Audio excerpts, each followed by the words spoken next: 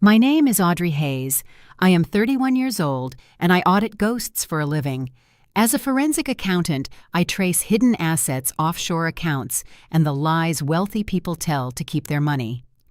48 hours before I stood in front of 500 people and dismantled my own family dynasty, I was sitting in my Raleigh apartment staring at a piece of heavy embossed cardstock. It was a 3-page eulogy. I did not write a single word of it. The phone call had come at 9 on a Tuesday night. I was halfway through a cup of lukewarm coffee, reviewing a tax discrepancy for a client, when my screen lit up with a Charlotte area code.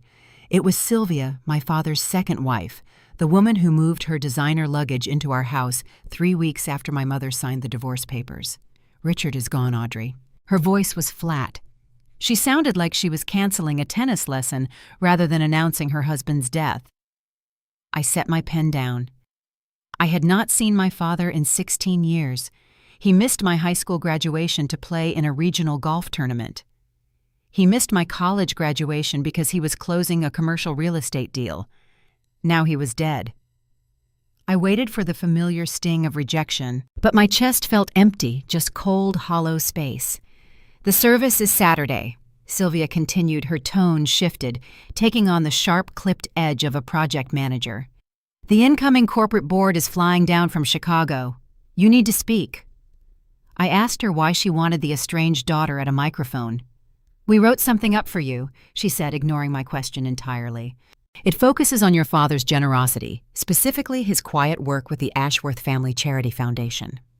The corporate board values philanthropic leadership. They need to hear about how the foundation funded your rehabilitation. It secures the optics for the incoming death benefit payout. We are talking about an 8-figure merger, Audrey." My fingers froze over my keyboard. Rehabilitation. I paid my way through a state university by waiting tables and filing tax returns. I had never set foot in a rehab center. I lived in a 1-bedroom apartment with a leaky faucet. I had never seen a single dollar from any family charity foundation. I did not scream into the phone. I did not call Sylvia a liar. My training took over. Forensic accountants do not look at what is on the ledger. We look at the negative space. We look at the gaps. If my father had convinced his new family and his corporate board that he spent a fortune saving me from addiction, where did all that money actually go? "I will be there Saturday," I told her, and I hung up. Now 2 days later, I sat in my kitchen, tracing the edge of the script Sylvia had sent via overnight courier. A fictional story about a benevolent patriarch saving his troubled eldest daughter from ruin. A calculated narrative designed to secure a massive corporate payout. They needed me to stand at an altar and sell the lie to 500 people. I packed a single overnight bag. I placed my work laptop on the passenger seat of my 8-year-old Honda sedan. I locked my apartment and began the 3-hour drive west toward Charlotte, toward a world of gated driveways and imported marble. I had 400 words to summarize a man I had not seen in 16 years. But Sylvia did not want a memory. She wanted an alibi. The wrought iron gates of the Oakfield Country Club estate parted with a smooth, mechanical hum. My Honda Civic sputtered as it climbed the steep incline of the private driveway. The suspension groaned against the decorative crushed limestone. The car looked like a dented tin can floating in a sea of leased Mercedes and blacked-out Range Rovers. A valet in a crisp uniform hesitated before opening my door. He eyed my faded bumper sticker and the rust along the wheel well. I handed him my keys. The engine ticked loudly in the manicured silence of the courtyard. The air smelled of cedar mulch and old money. I gripped the nylon strap of my overnight bag and walked toward the towering mahogany double doors. My mother and I lived in a duplex that always smelled of bleach and damp carpet. Richard traded that life for this fortress. The sheer scale of the architecture was designed to intimidate. It worked on most people. It did not work on me. I calculate property taxes for a living. I know exactly how much debt it takes to maintain an illusion. I stepped into the grand foyer. The vaulted ceiling echoed with the low hum of hushed conversations and the clink of crystal glasses. Caterers in black vests glided past carrying silver trays of delicate hors d'oeuvres. This was not a wake. It was a networking event. Men in dark suits exchanged business cards near a towering floral arrangement of white orchids. Women with tight faces evaluated each other. Somewhere in this house, a man was dead. But down here, the economy of his absence was already booming. I spotted them near the sweeping curve of the grand staircase, Preston and Olivia, the golden children. Preston wore a custom-tailored navy suit that draped perfectly across his broad shoulders. He held a heavy highball glass of scotch. Olivia stood beside him in a black silk dress that cost more than my first semester of college tuition. They stopped talking the moment I approached. The air between us turned brittle. Preston looked me up and down, his gaze snagged on my scuffed loafers and the faded lapels of my sensible blazer. He raised his glass, taking a slow, deliberate sip. He did not say hello. He did not offer condolences. "I am surprised your car made it up the hill, Audrey," he said. His voice carried a lazy, practiced drawl. "Did you have to take time off from your little bookkeeping job to grace us with your presence?" He adjusted his left cuff. A heavy rose gold timepiece caught the light from the overhead chandelier, a Patek Philippe Nautilus. Retail value hovered around $150,000. I cataloged the asset immediately in my mental ledger. "I manage corporate audits," I replied, keeping my tone flat and devoid of emotion. Olivia scoffed. She crossed her arms. Her pristine, manicured nails tapped a rhythm against her bicep. "We'll try not to look so grim," Olivia instructed. "Dad's partners are here. The investors are watching us. We need to project strength and stability, not whatever this is." She gestured vaguely at my entire existence, from the utilitarian haircut down to the sensible shoes. "You look like a public defender." I did not take the bait. Hostile witnesses always try to provoke an emotional response. If you react, they control the deposition. I simply stared at the space between her eyebrows until she shifted her weight uncomfortably. Before Olivia could deliver another insult, the sharp click of heels against marble announced Sylvia's arrival. She wore a tailored black sheath dress and a flawless string of pearls. Her makeup was an armor of matte powder and neutral tones. She hooked her arm through mine, gripping my elbow with a surprising sharpness that dug into the bone. "Audrey, let us have a private word," Sylvia said. She did not wait for my agreement. She steered me away from the crowded foyer and down a long, shadowed corridor. We entered Richard's home office. The heavy door clicked shut behind us, severing the noise of the party. The room smelled intensely of polished leather-bound books and expensive cigars, the kind of room where men shook hands over scotch and ruined ordinary lives with the stroke of a pen. Sylvia walked over to the heavy oak desk. She did not offer me a seat. She picked up a thick manila envelope and turned to face me. "I want to make sure we understand each other, Audrey," she began. Her voice dropped, the grieving widow act gone entirely.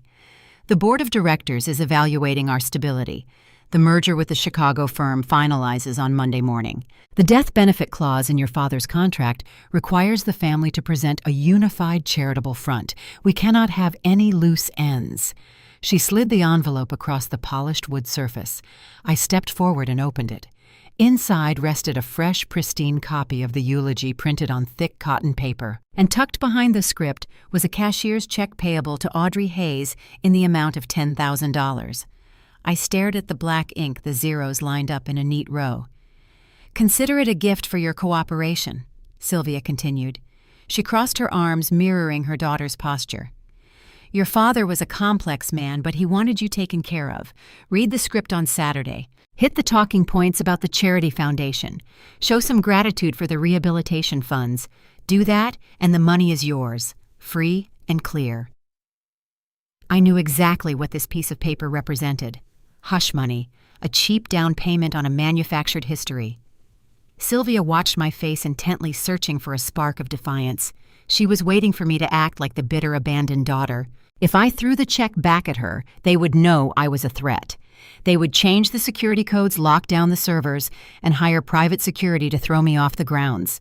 I needed access to this house. I needed access to their digital footprint. So I gave her the performance she paid for. I slumped my shoulders forward. I let my jaw loosen. I forced my hands to tremble slightly as I held the crisp paper. It is a specific physical technique, the universal posture of a defeated, desperate woman. "Thank you, Sylvia," I whispered. I kept my eyes fixed firmly on the brass floor molding, refusing to meet her gaze.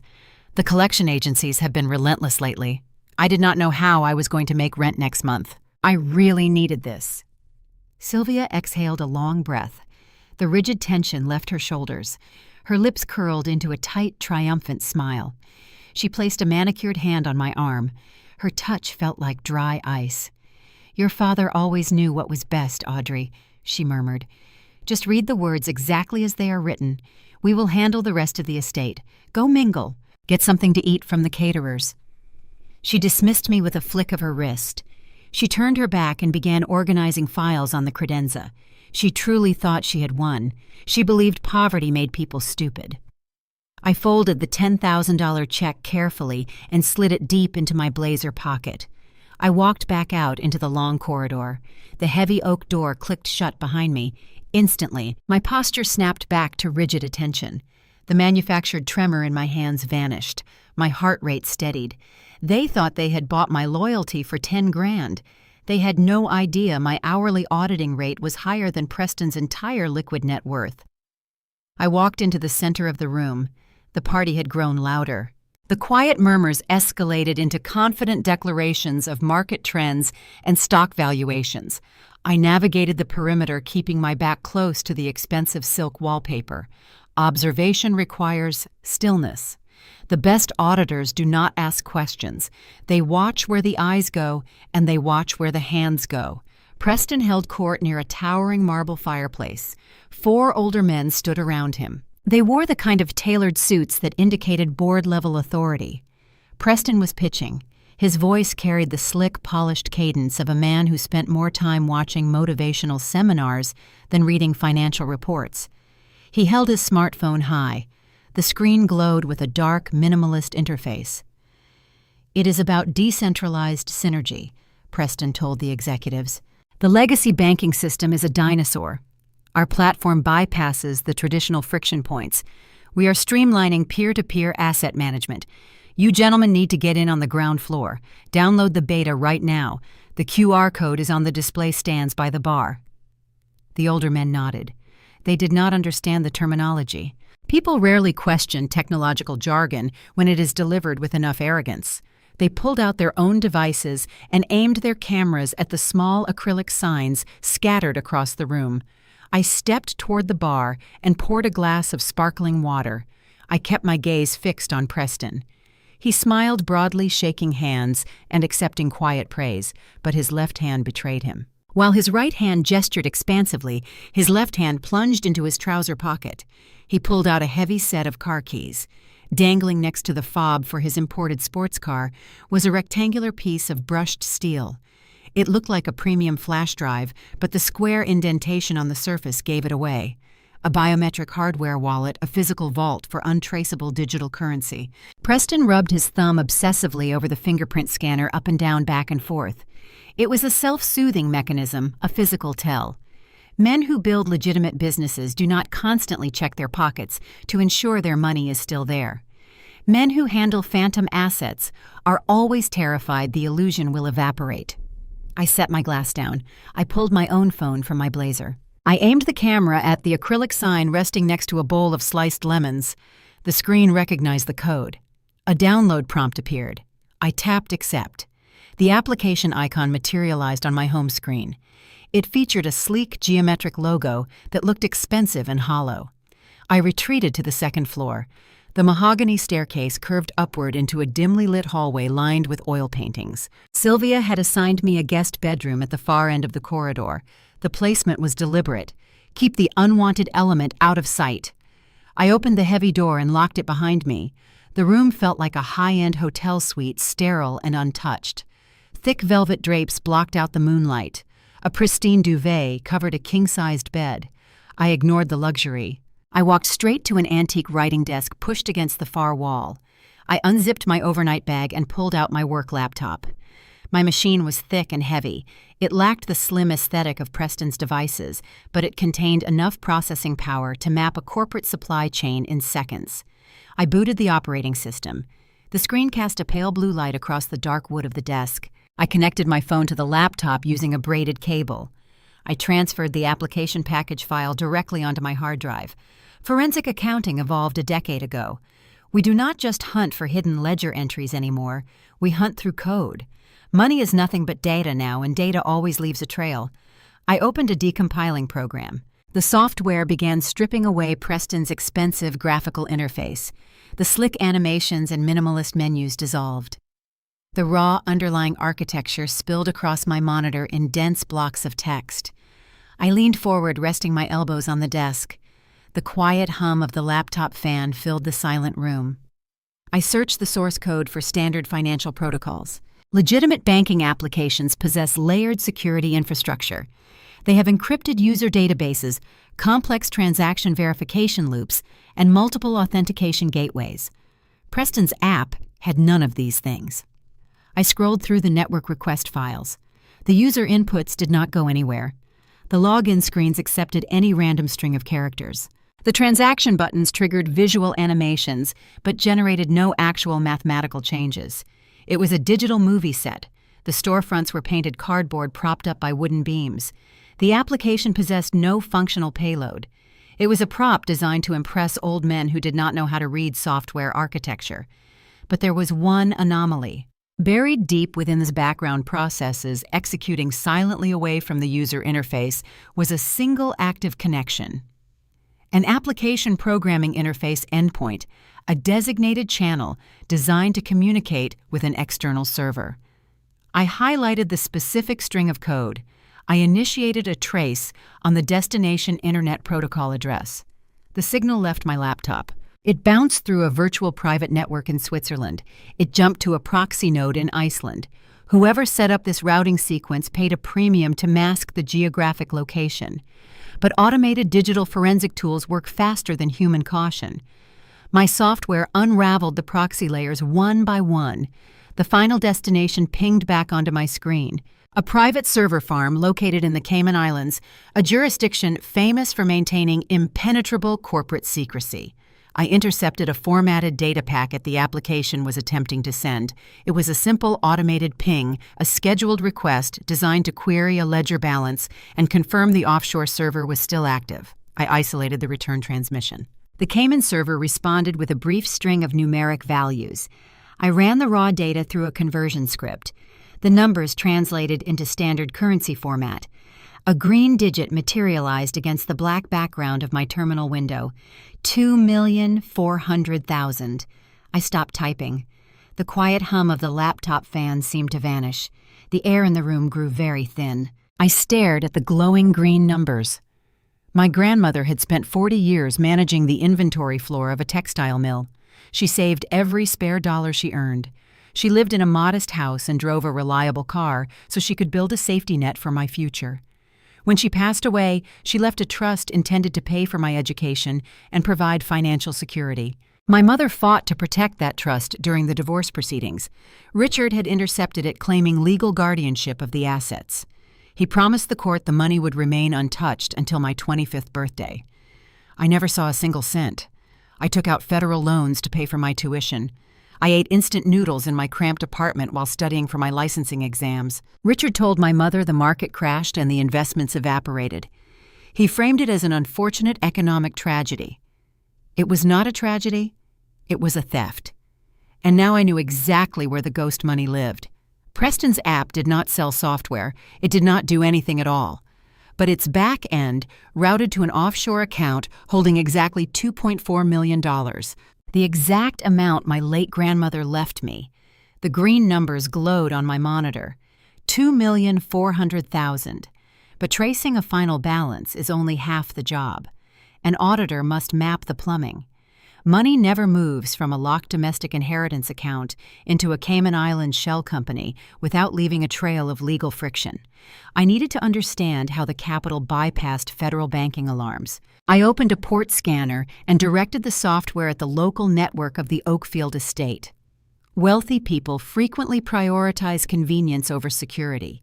They purchase smart refrigerators and wireless surveillance cameras, but fail to segment their routers. I slipped through an unsecured smart thermostat protocol and gained administrative access to Richard's primary home office drive. Hundreds of encrypted files populated my screen. Tax returns, estate planning drafts, country club invoices. I filtered the internal search query using my own first and last name. A single PDF document materialized. The file timestamp indicated it was created 16 years ago. I clicked open the digital folder. The header bore the insignia of a boutique wealth management firm located in downtown Charlotte. The title of the document read, Audrey Hayes Disability Trust. I leaned closer to the laptop screen. The cool light illuminated my face in the dark, sterile guest room. A standard generational trust requires the beneficiary to reach a certain age or graduate from a university before funds release. A disability trust operates under an entirely different legal framework. It transfers total perpetual control to the designated trustee. The trustee gains the power to drain the principal balance simply by claiming the expenses are necessary for the beneficiary's ongoing medical care and rehabilitation. Establishing a disability trust requires irrefutable proof. The probate court demands concrete medical evidence. My mother possessed full legal custody after the bitter divorce. She fought tooth and nail to shield my grandmother's money from Richard. My father could not simply walk into a bank and request a wire transfer. He needed a skeleton key to bypass the family court judge.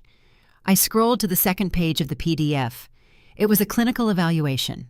The letterhead belonged to a prestigious private psychiatric clinic. The patient name listed was mine. The age recorded was 15. I read the diagnostic notes. The clinical language painted a terrifying, unrecognizable picture.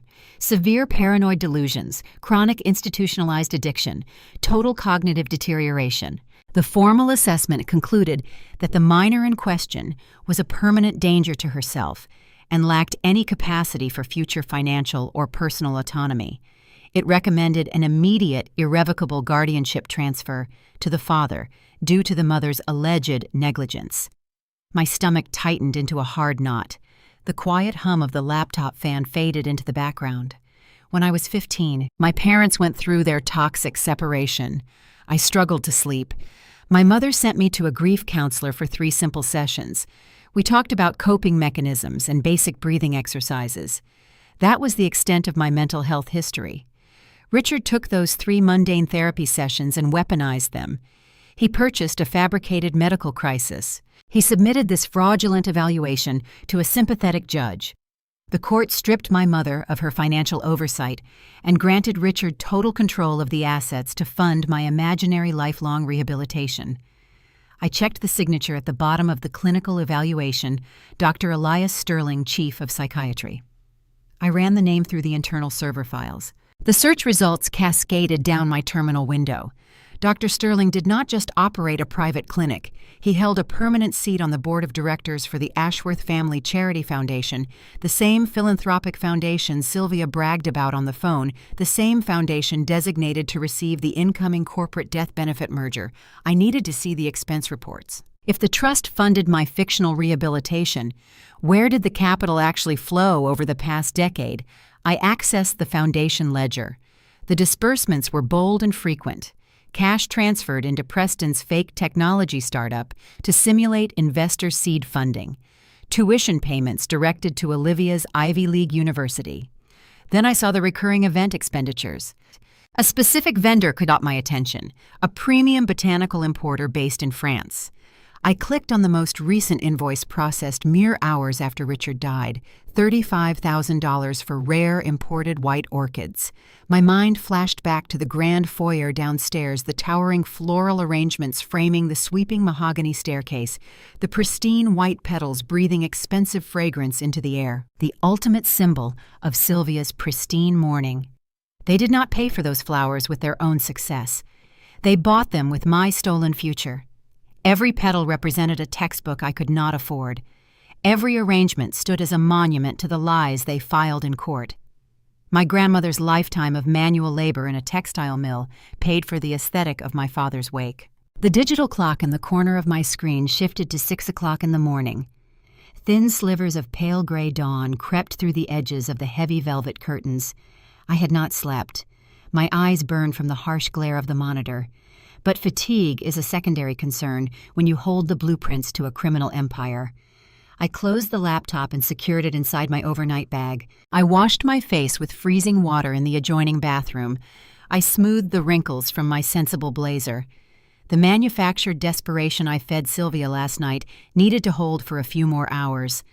I unlocked the guest room door and walked down the long corridor. The house remained quiet. The caterers from the previous evening were gone, leaving behind a polished, immaculate silence. I descended the grand staircase, passing the towering white orchids. I did not look at them with awe anymore. I looked at them the way an investigator looks at a crime scene. Voices drifted from the sunroom at the back of the estate. The clinking of silver spoons against porcelain teacups signaled an early gathering. I followed the sound, stepping onto the heated tile floor.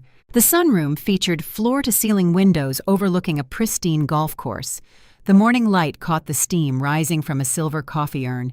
Sylvia sat at the head of a long glass dining table. She wore a tailored cashmere robe. Beside her sat Preston, scrolling through his phone with a dark scowl.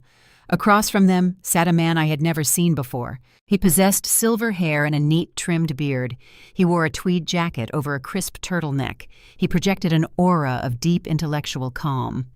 Sylvia looked up as I entered. Her eyes narrowed for a fraction of a second before the practiced hostess smile returned. "Audrey," she said smoothly. "You are up early. Come sit. We are just going over the final logistics for the cathedral." I pulled out a chair opposite Preston.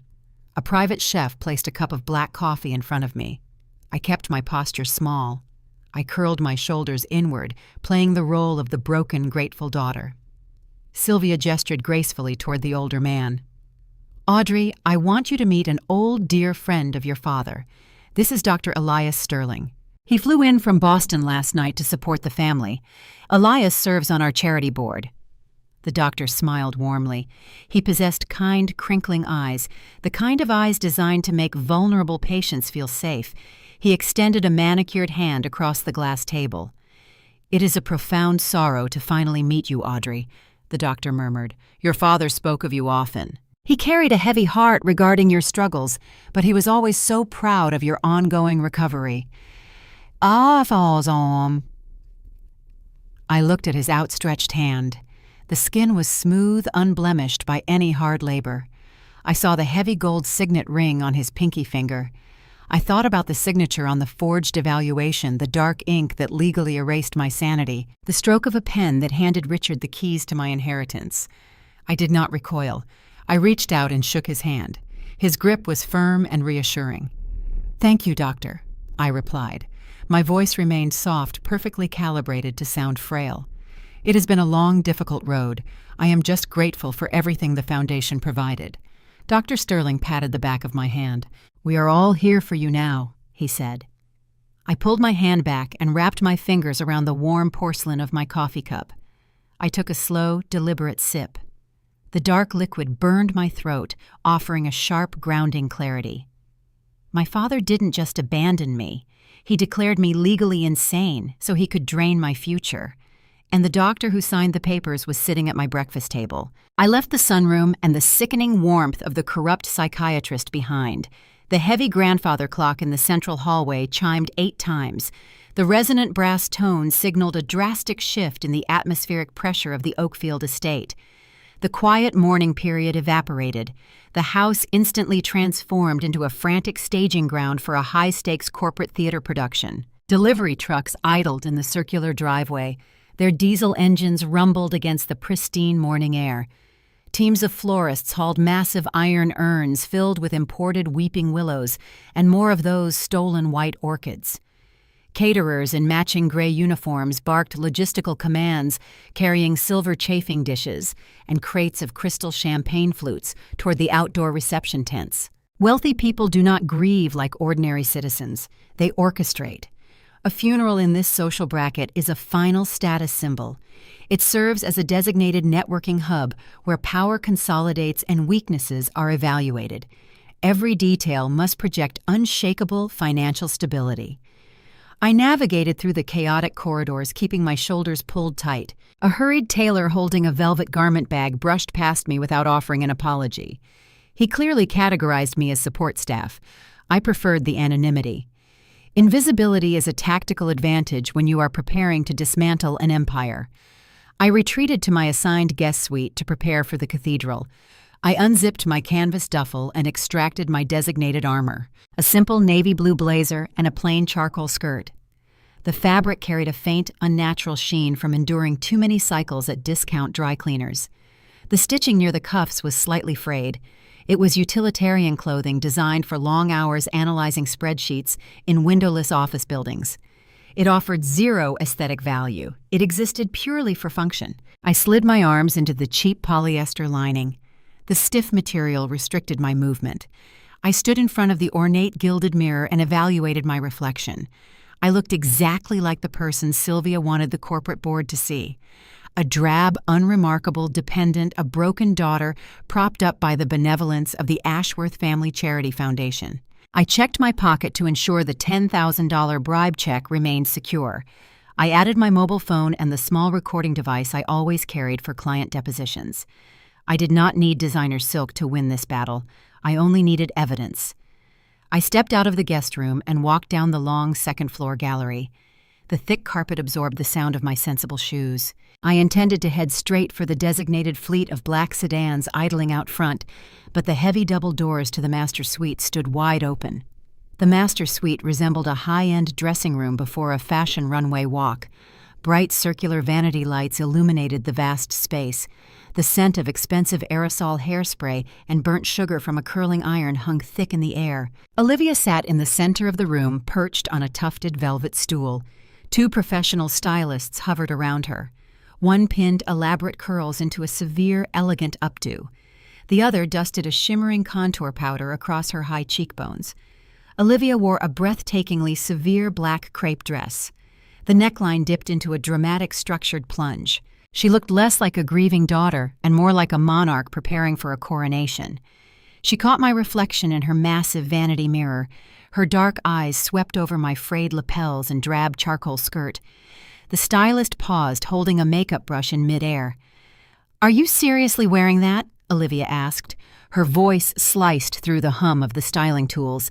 It carried the sharp, practiced edge of a woman accustomed to breaking people down with a single sentence.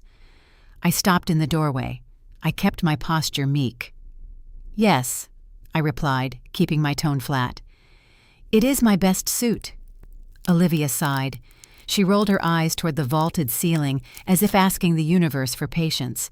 The stylists exchanged a knowing, uncomfortable glance. "It looks like a uniform for a regional bank teller," Olivia muttered. She picked up a crystal perfume bottle and misted her wrists. "Dad is being eulogized in front of the mayor and the entire Chicago acquisition team. The press will be outside the cathedral. You are going to end up in the background of the photographs looking like a tragic charity case." I almost smiled at her accidental accuracy. I was indeed the charity case. I was the silent ghost funding her entire pristine existence. I let her harsh words hang in the air, offering no defense. Then she turned around to face me. The movement shifted the ambient light in the room. A flash of brilliant fractured green caught my eye. My breath stopped in my throat. My heart performed a slow, heavy thud against my ribs.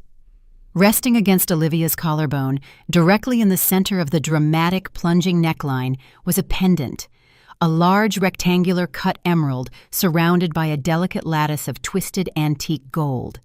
The gemstone possessed a depth of color that modern synthetic stones can never replicate. It radiated a dark, mesmerizing fire. I knew that necklace.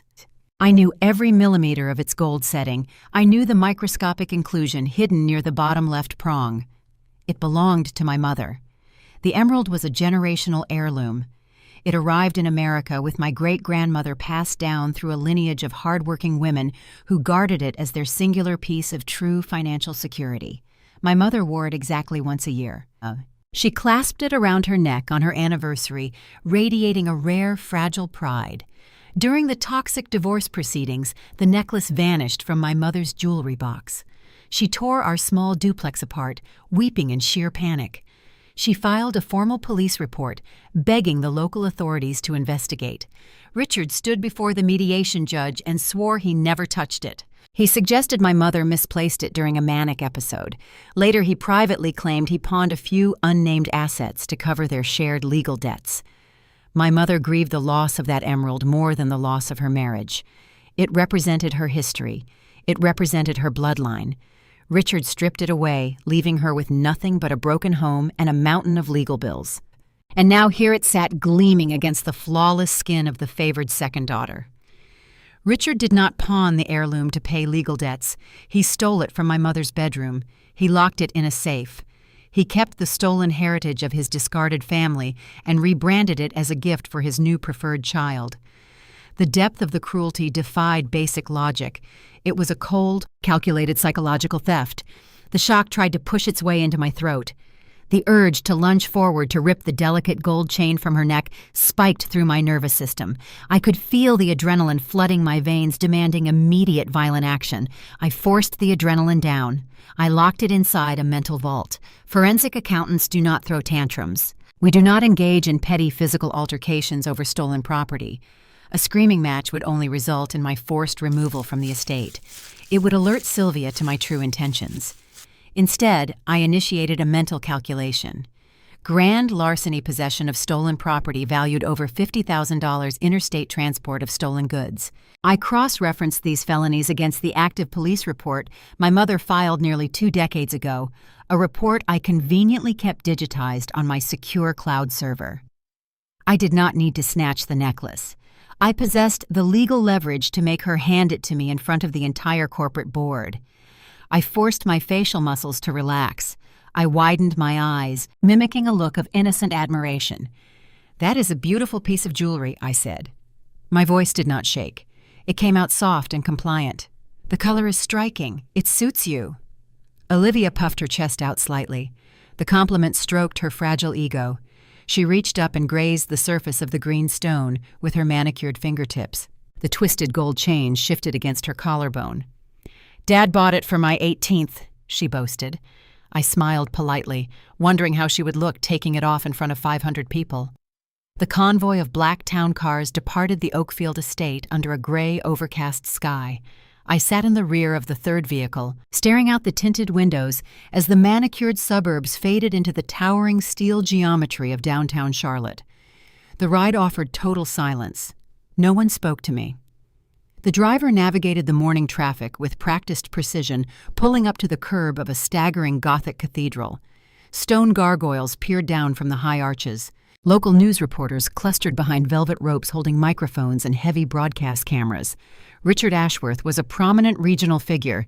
His sudden death and the pending corporate merger created a perfect media spectacle. I stepped out of the vehicle and kept my head lowered. Flashes of white light burst from the press pool. I blended into the shadow of the security detail, following the family through the heavy arched side entrance. The air inside the church felt 20 degrees colder. It smelled of melting beeswax and ancient damp limestone. The deep, low vibration of a pipe organ rumbled through the floorboards, settling directly into my chest. A cathedral usher directed Sylvia and the golden children toward the front pews. Another man stepped out from the shadows of the vestibule and blocked my path. He possessed a sharp, angular face and thinning hair slicked back with expensive pomade.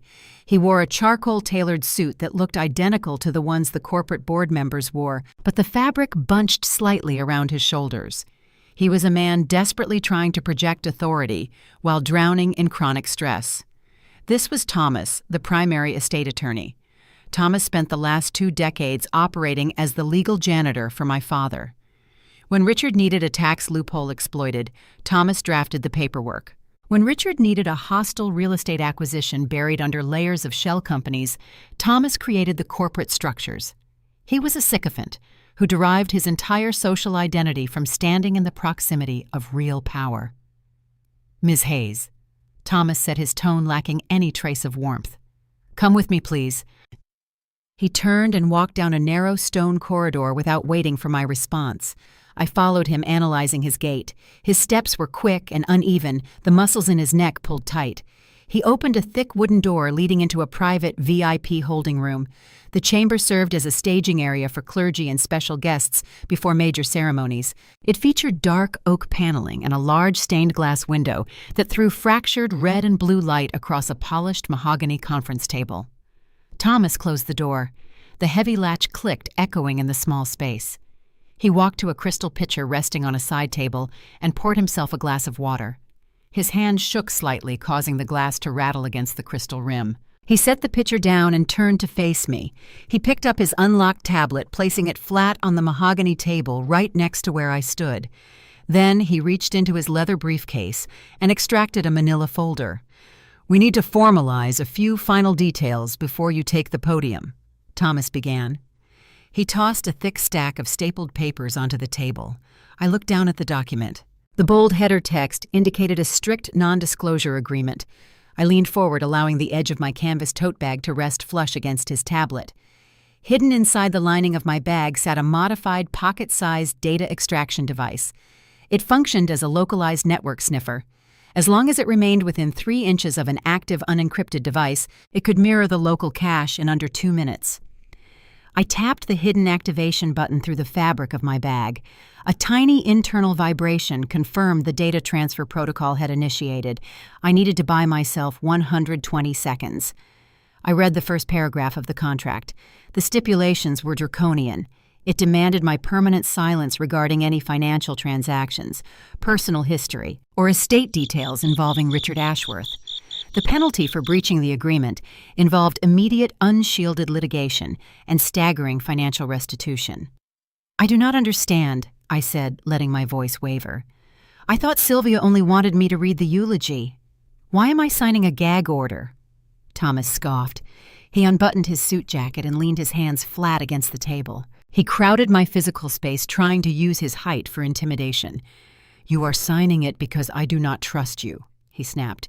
"You show up here after 16 years in a cheap skirt looking for a handout.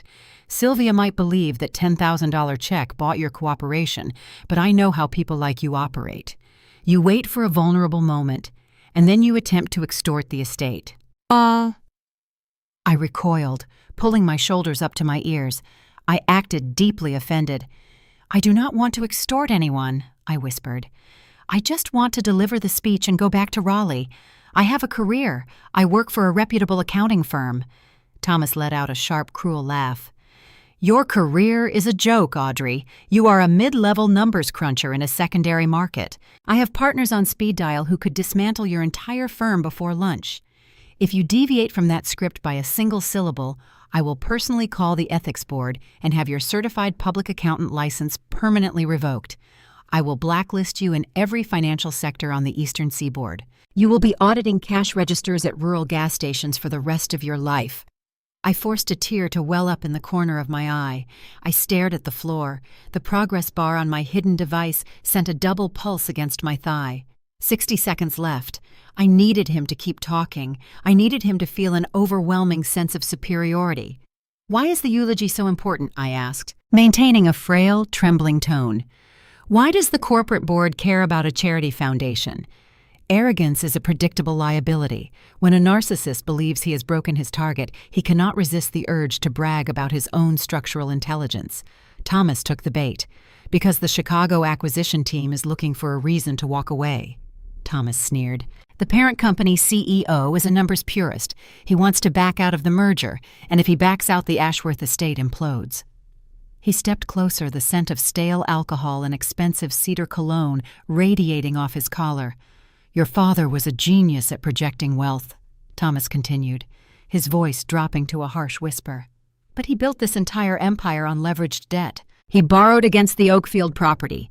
He borrowed against the corporate equity. He borrowed against assets that do not even exist yet.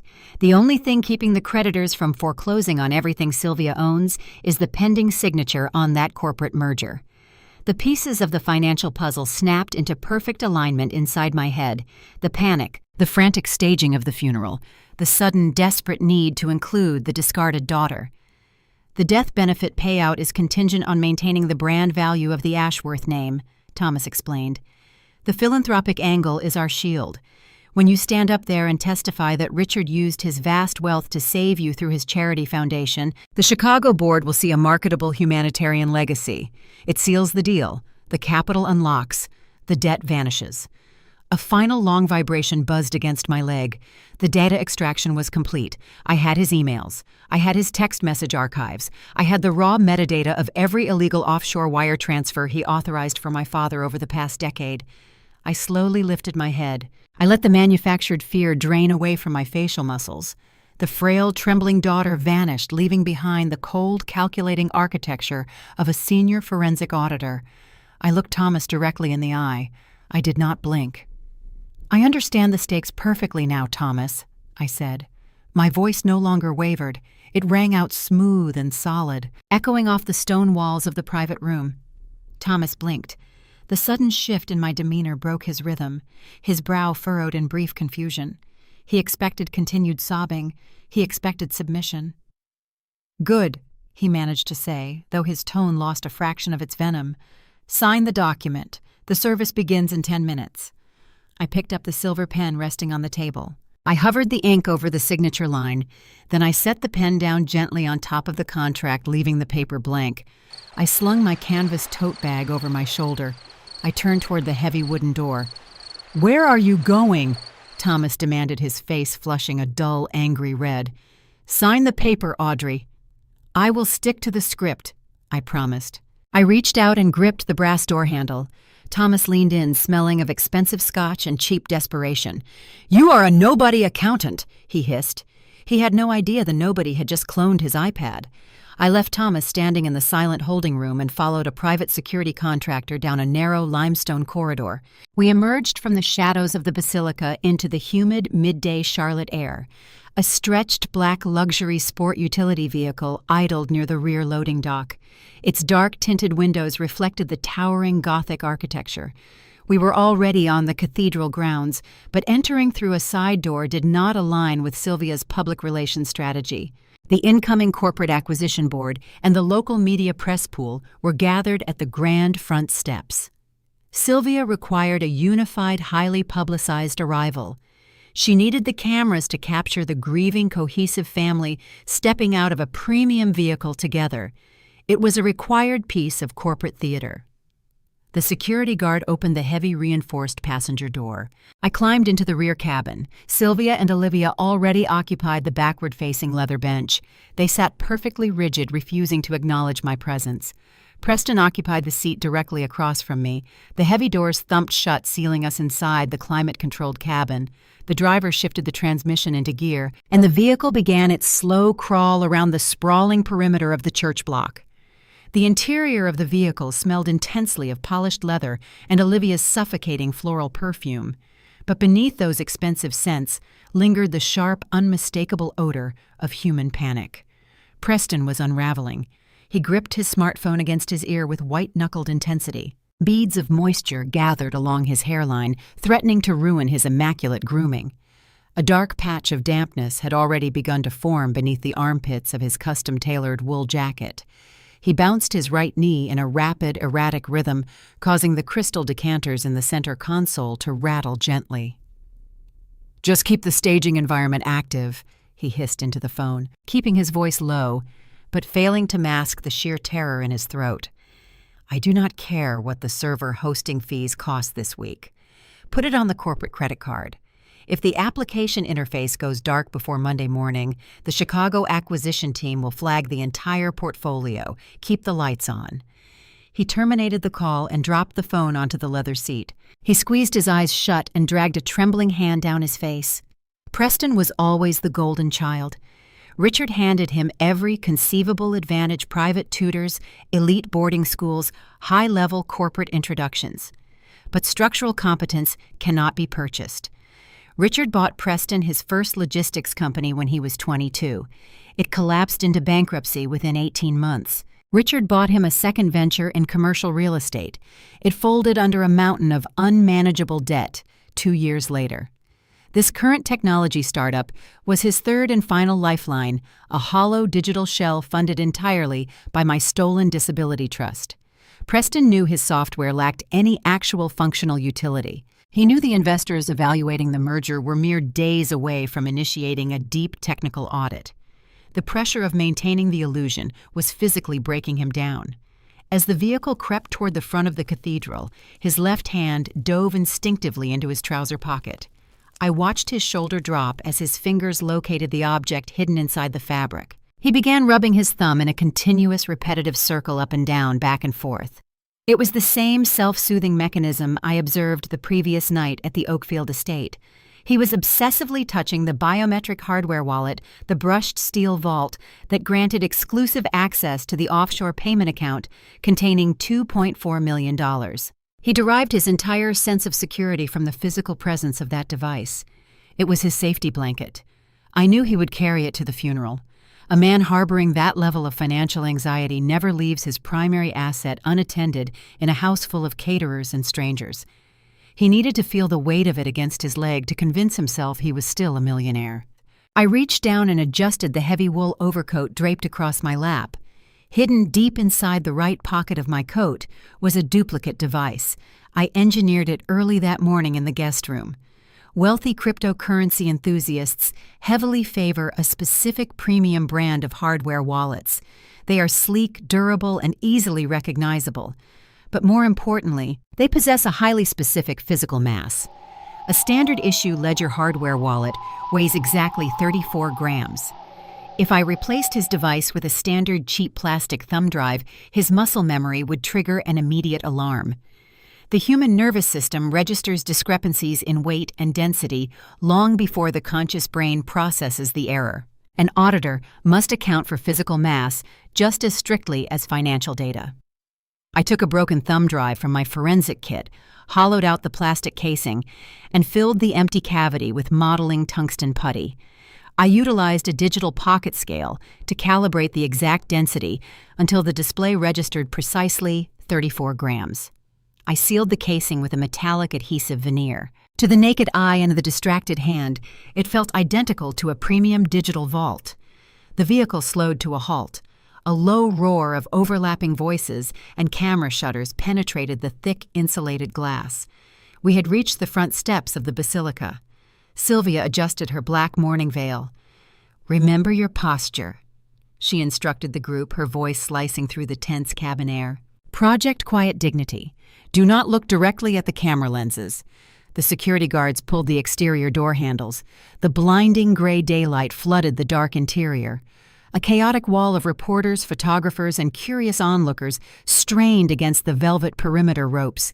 The immediate environment turned into a claustrophobic tunnel of noise and flashing bulbs. Sylvia gracefully exited the vehicle first. Olivia followed close behind her heels, clicking against the concrete curb. Preston grabbed his smartphone and lunged toward the open door. His frantic energy made him clumsy. His polished leather shoe caught the edge of the rubber floor runner. He stumbled forward, losing his balance for a fraction of a second. I moved precisely into his blind spot. I draped my heavy wool coat over my left arm, creating a visual curtain. I stepped out of the vehicle and deliberately tripped over the same rubber runner, projecting my body weight directly into his left side. Our shoulders collided hard. Preston let out a sharp grunt of surprise. The physical impact forced him to raise his arms to steady himself, leaving his midsection completely exposed. My right hand slipped under the curtain of my coat and dove smoothly into the opening of his tailored trousers. Pickpocketing is not a dark art. It is applied physics and neurobiology. The human brain cannot process two distinct sensory inputs simultaneously. The jarring impact of our shoulders colliding overwhelmed his nervous system. His brain focused entirely on regaining his physical balance. He never registered the secondary touch near his thigh. My fingers pinched the smooth, brushed steel of the real biometric wallet. I extracted it in one fluid motion, sliding it upward into my own palm, while my middle and ring fingers simultaneously deposited the 34-gram tungsten decoy into the exact same location. The entire exchange consumed less than 3/4 of a second. "Watch where you are stepping, Audrey," Preston snapped, recovering his footing, his face flushed with irritation. He shot me a look of pure, unadulterated contempt. "I am so sorry, Preston," I whispered, lowering my head and taking a submissive step backward. My heel slipped on the curb. He scoffed and turned his back to me. He straightened his shoulders, preparing to face the wall of press cameras. But before he took a single step forward, his left hand dropped instinctively to his trouser pocket. I held my breath. My heart hammered a slow, deliberate rhythm against my ribs. He patted the fabric. His fingers traced the rectangular outline of the device. His hand registered the familiar shape and the exact 34 grams of weight. The physical confirmation delivered a dose of artificial relief straight to his brain. The tension in his jaw relaxed. He exhaled a long, steady breath, believing his empire remained secure. He did not possess the technical capacity to understand that hardware is useless without the correct cryptographic signature. He only understood the illusion of control. Preston adjusted his bespoke tie and marched toward the cathedral, completely unaware that the $2.4 million key to his fake empire was now resting in the pocket of my cheap blazer. I stepped through the towering bronze doors of the basilica, leaving the chaotic street behind. The transition from the humid outdoor air into the cavernous sanctuary felt like crossing a heavily guarded frontier. 500 invited guests occupied the long rows of polished oak pews.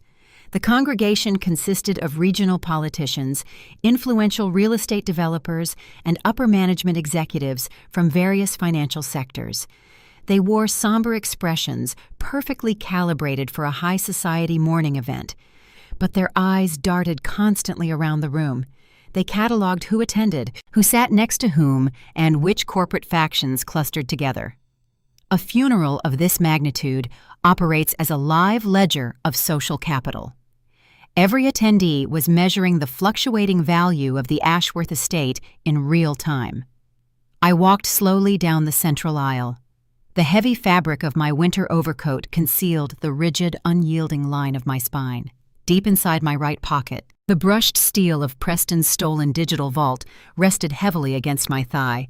It contained the exact numeric value of my stolen childhood. My great-grandmother worked her hands to the bone on a loud, dusty textile mill assembly line so her descendants could have a secure future. Richard erased that generational sacrifice with a forged signature and a corrupt psychiatric evaluation. He traded my mother's blood, sweat, and tears for country club memberships and imported floral arrangements. Today, I would balance the accounting. Midway down the nave, I spotted my primary logistical objective, a raised wooden platform situated behind the final section of guest seating housed the audiovisual control center. A complex maze of thick black cables snaked across the cold stone floor, connecting a sprawling mixing board to an array of mounted lighting rigs. 2 towering projection screens hung suspended above the main marble altar, currently displaying a generic looping graphic of a serene mountain landscape. I veered slightly off the designated path, separating myself from Sylvia's carefully choreographed procession. A young technician sat behind the sprawling console. He wore a rumpled black polo shirt and oversized audio headphones resting loosely around his neck. He looked profoundly bored, clicking a computer mouse with sluggish indifference. He was clearly an independent contractor hired specifically to manage the microphone levels and execute the scheduled memorial slideshows. He possessed no emotional connection to the grieving widow. He owed no loyalty to the estate lawyer. He was a perfect, isolated variable. I approached the side of the elevated platform, keeping my posture unassuming and small. I reached into my canvas tote bag and extracted a sleek, silver thumb drive. It did not contain heartwarming photographs of family vacations or nostalgic videos of Richard pretending to be a dedicated patriarch. It contained high-resolution scans of offshore wire transfers, the forged medical documents, and the damning architectural source code of a fraudulent technology startup. "Excuse me?" I whispered, leaning over the wooden railing. My voice projected the nervous hesitation of an overwhelmed relative. The technician glanced up, pausing his rhythmic clicking. "I am Audrey," I continued, "the eldest daughter. I brought the final multimedia presentation for the upcoming eulogy segment. The funeral director instructed me to hand this direct file to you." The young man nodded, taking the small silver device from my palm without asking any clarifying questions. He plugged the hardware into an available port on his primary laptop. A directory window popped open on his brightly lit monitor, revealing 5 distinct media files. He dragged the icons into his queuing software, aligning them with the scheduled rundown of speakers. The first 3 tracks are just soft instrumental background music for the opening remarks, I explained, maintaining my timid facade. But the 4th track is the centerpiece. It is a highly specific visual tribute to my father. I need you to trigger it manually instead of putting it on a timed loop. "Sure thing," the contractor replied, adjusting his primary volume slider and typing a quick note onto his keyboard. "Just give me a wave from the podium when you are ready for the visuals." "Not a wave," I corrected. My tone dropped a fraction of an octave. shedding the manufactured grief entirely. The frail, trembling daughter vanished. The cold architectural precision of a senior forensic auditor took over. "A specific verbal cue," I stated. My voice cut through the ambient noise of the basilica with surgical clarity.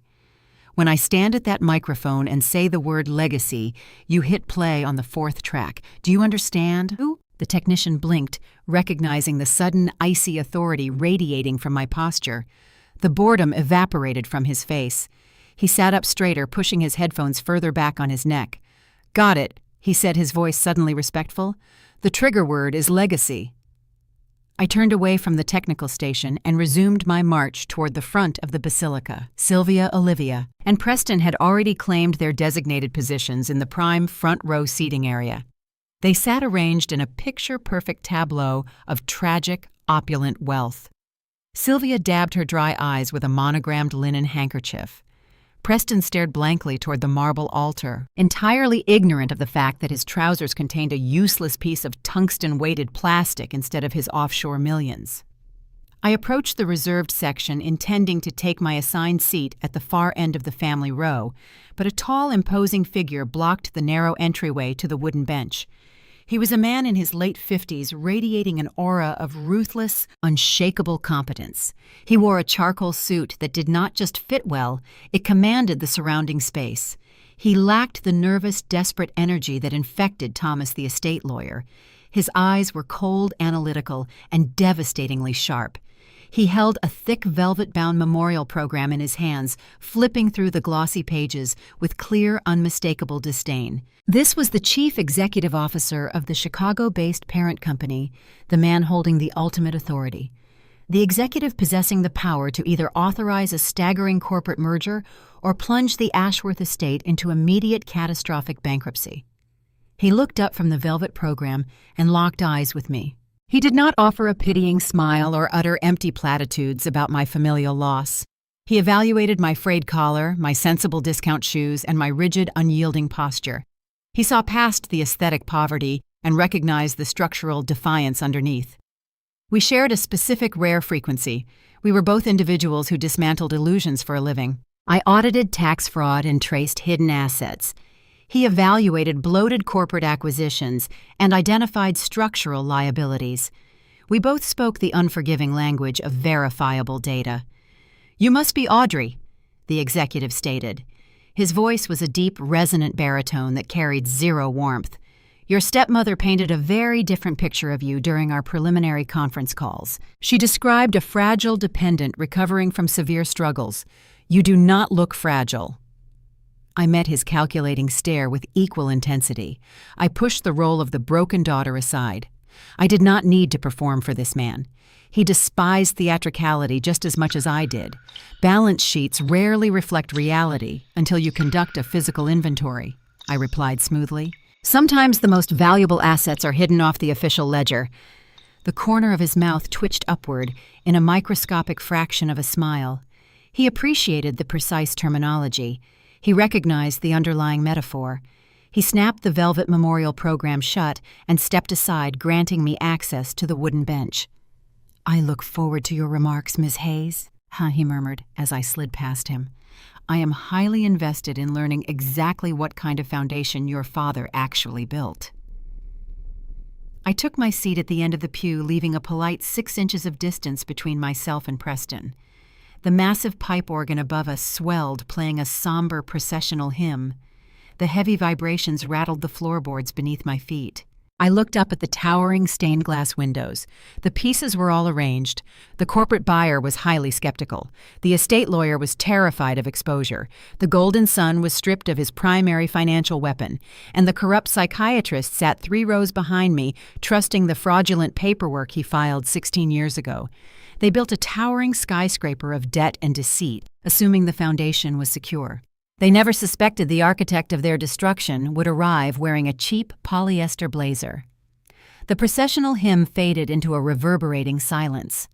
The last deep note from the pipe organ hung in the cavernous space of the basilica, settling like a heavy shroud over the congregation. The presiding pastor stepped to the altar, a somber man robed in white linen. He spoke briefly, offering standard religious platitudes about eternal rest and the unpredictable nature of mortality. He did not know my father. His words felt hollow and generic, a template pulled from a pastoral handbook designed to comfort strangers.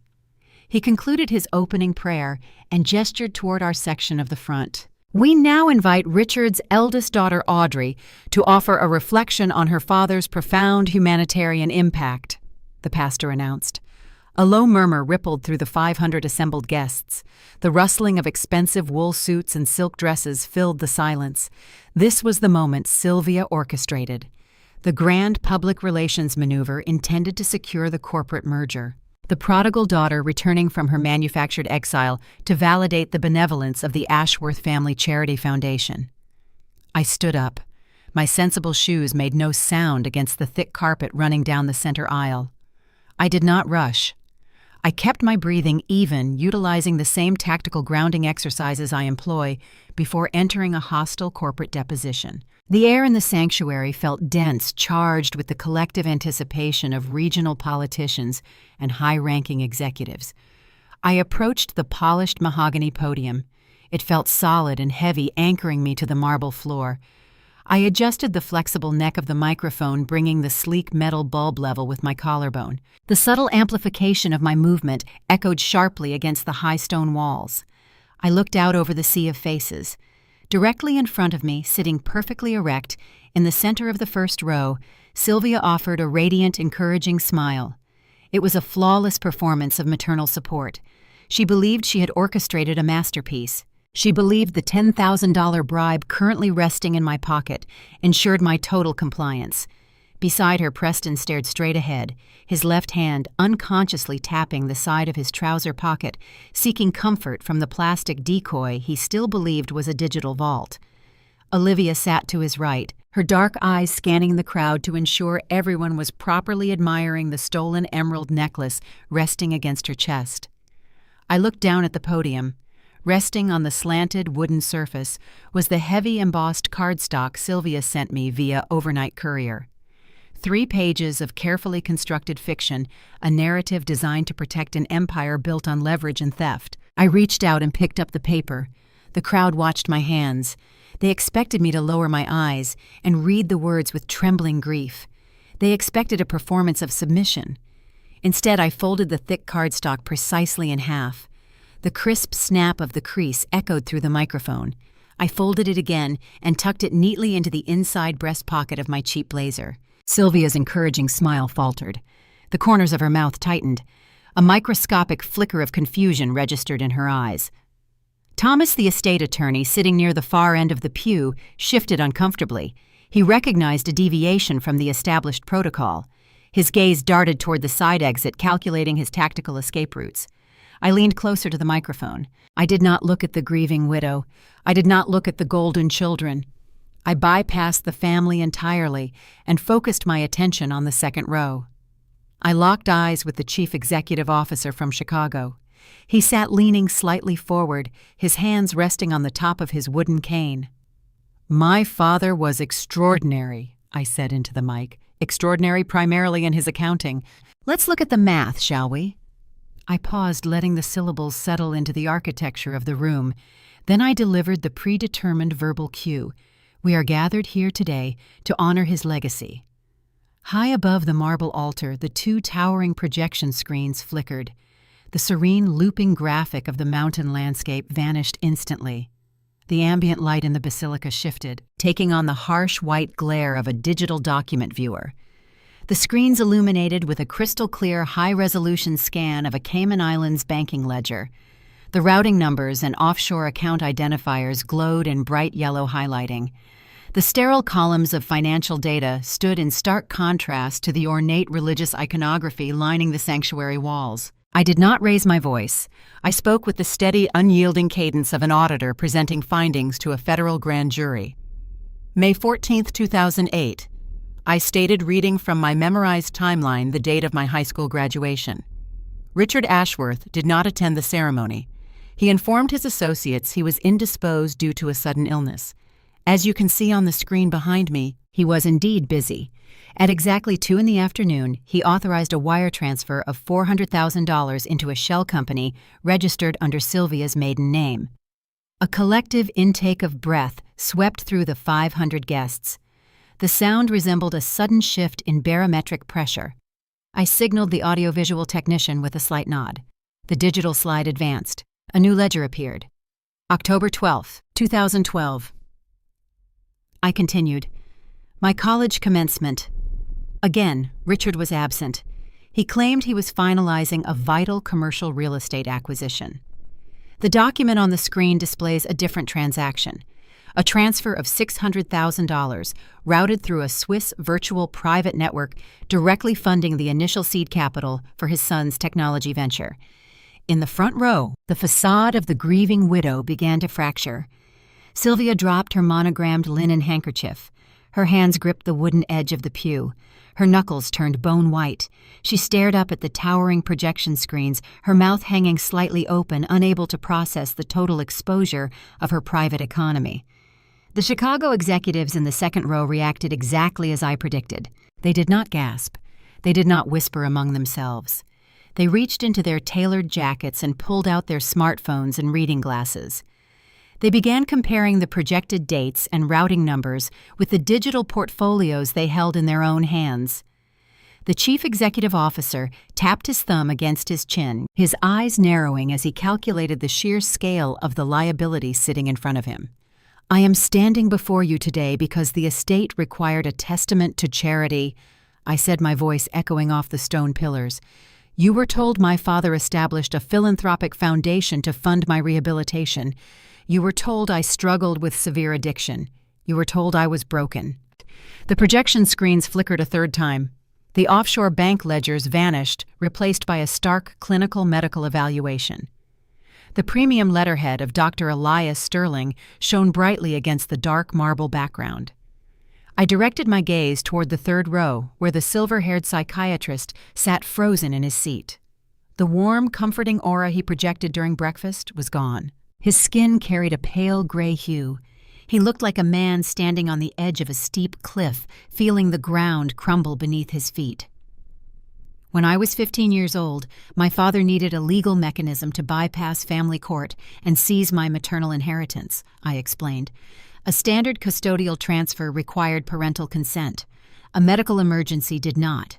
The document you are reading is a formal psychiatric evaluation diagnosing me with severe paranoid delusions and chronic institutionalized addiction.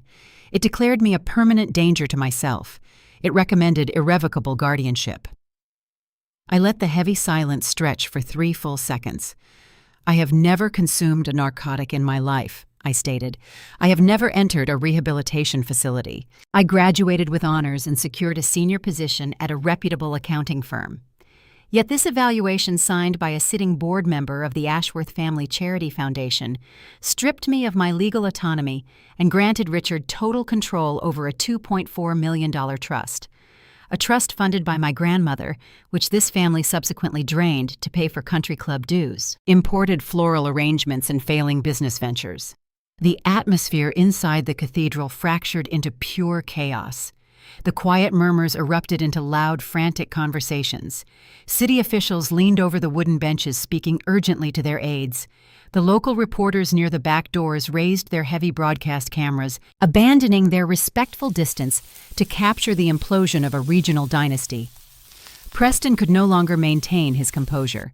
The pressure of the failing startup, the theft of his biometric wallet, and the public exposure of his fake empire overloaded his nervous system.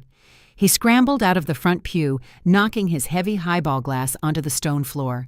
It shattered, sending shards of crystal scattering across the central aisle. He stormed toward the center of the sanctuary, his face flushed a dangerous mottled red. Sweat poured down his temples, staining the collar of his custom-tailored shirt. "Cut the sound!" he shrieked, his voice cracking under the strain. "Someone turn off that screen!" He pointed a trembling finger toward the elevated audiovisual platform. The young technician in the rumpled polo shirt froze his hands hovering above the mixing board, unsure of how to proceed in the face of a high society meltdown. Preston lunged toward the wooden stairs of the technical deck, intending to physically sever the cables. He did not reach the first step. The presiding pastor descended from the marble altar, moving with surprising speed for a man in his late 60s.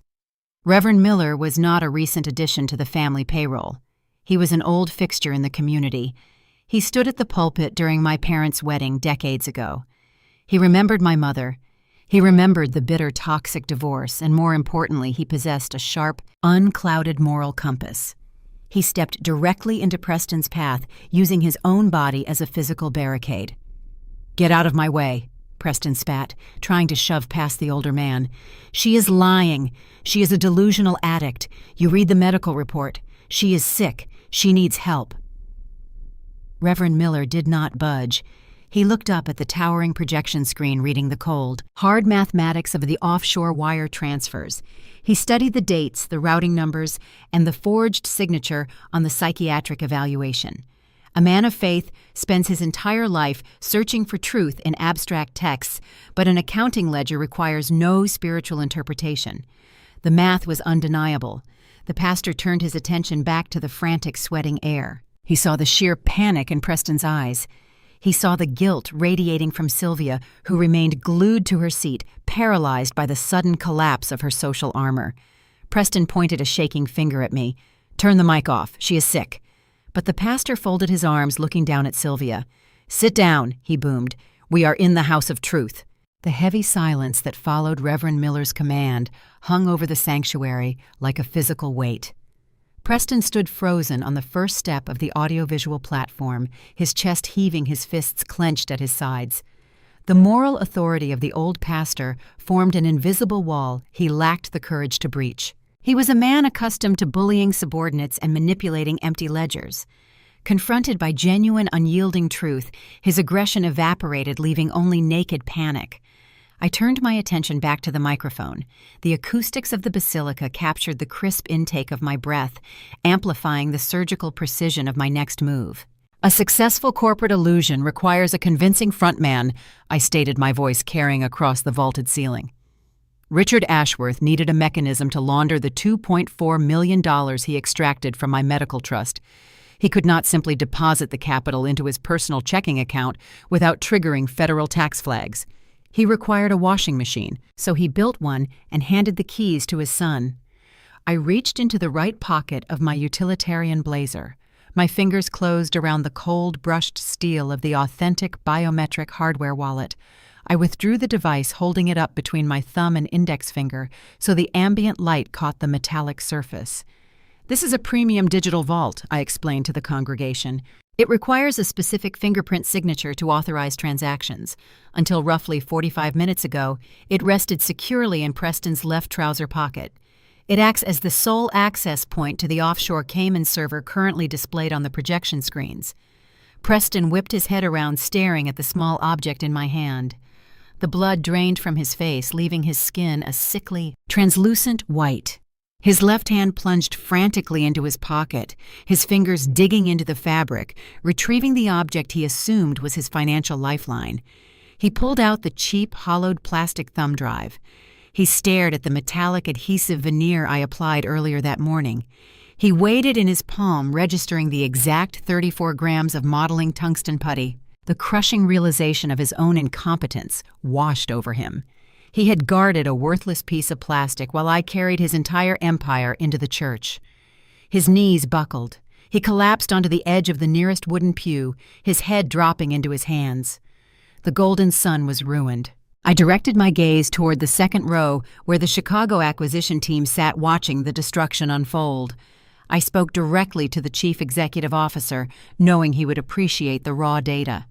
"If you examine the source code currently routing through the beta application Preston pitched during the wake, you will find nothing," I said. My tone remained analytical and detached.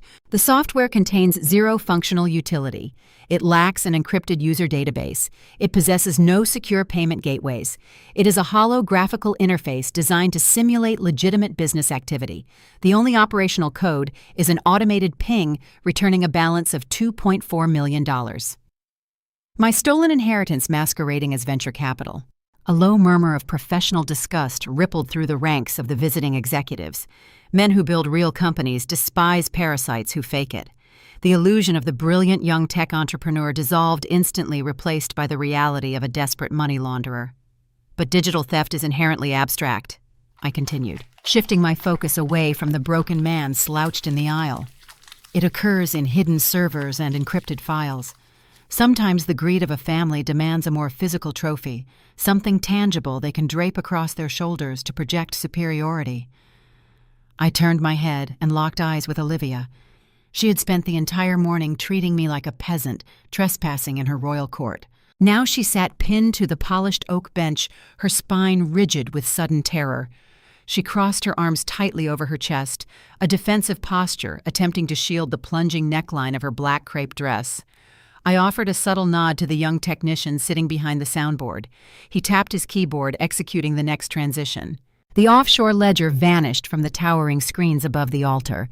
A scanned copy of a decades-old municipal document took its place. The paper appeared yellowed and aged, bearing the official seal of the local police department. The bold-typed header read, "Formal Statement of Stolen Property.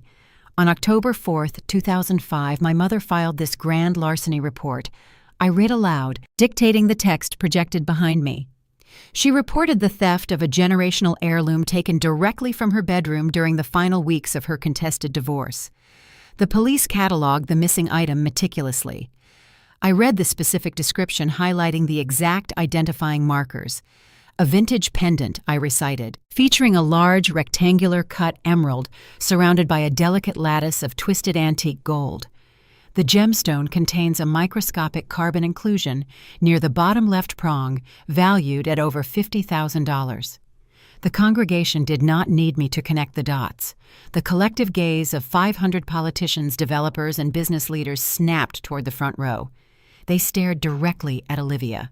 The brilliant green fire of the emerald rested exactly where it had been all morning, gleaming against her collarbone.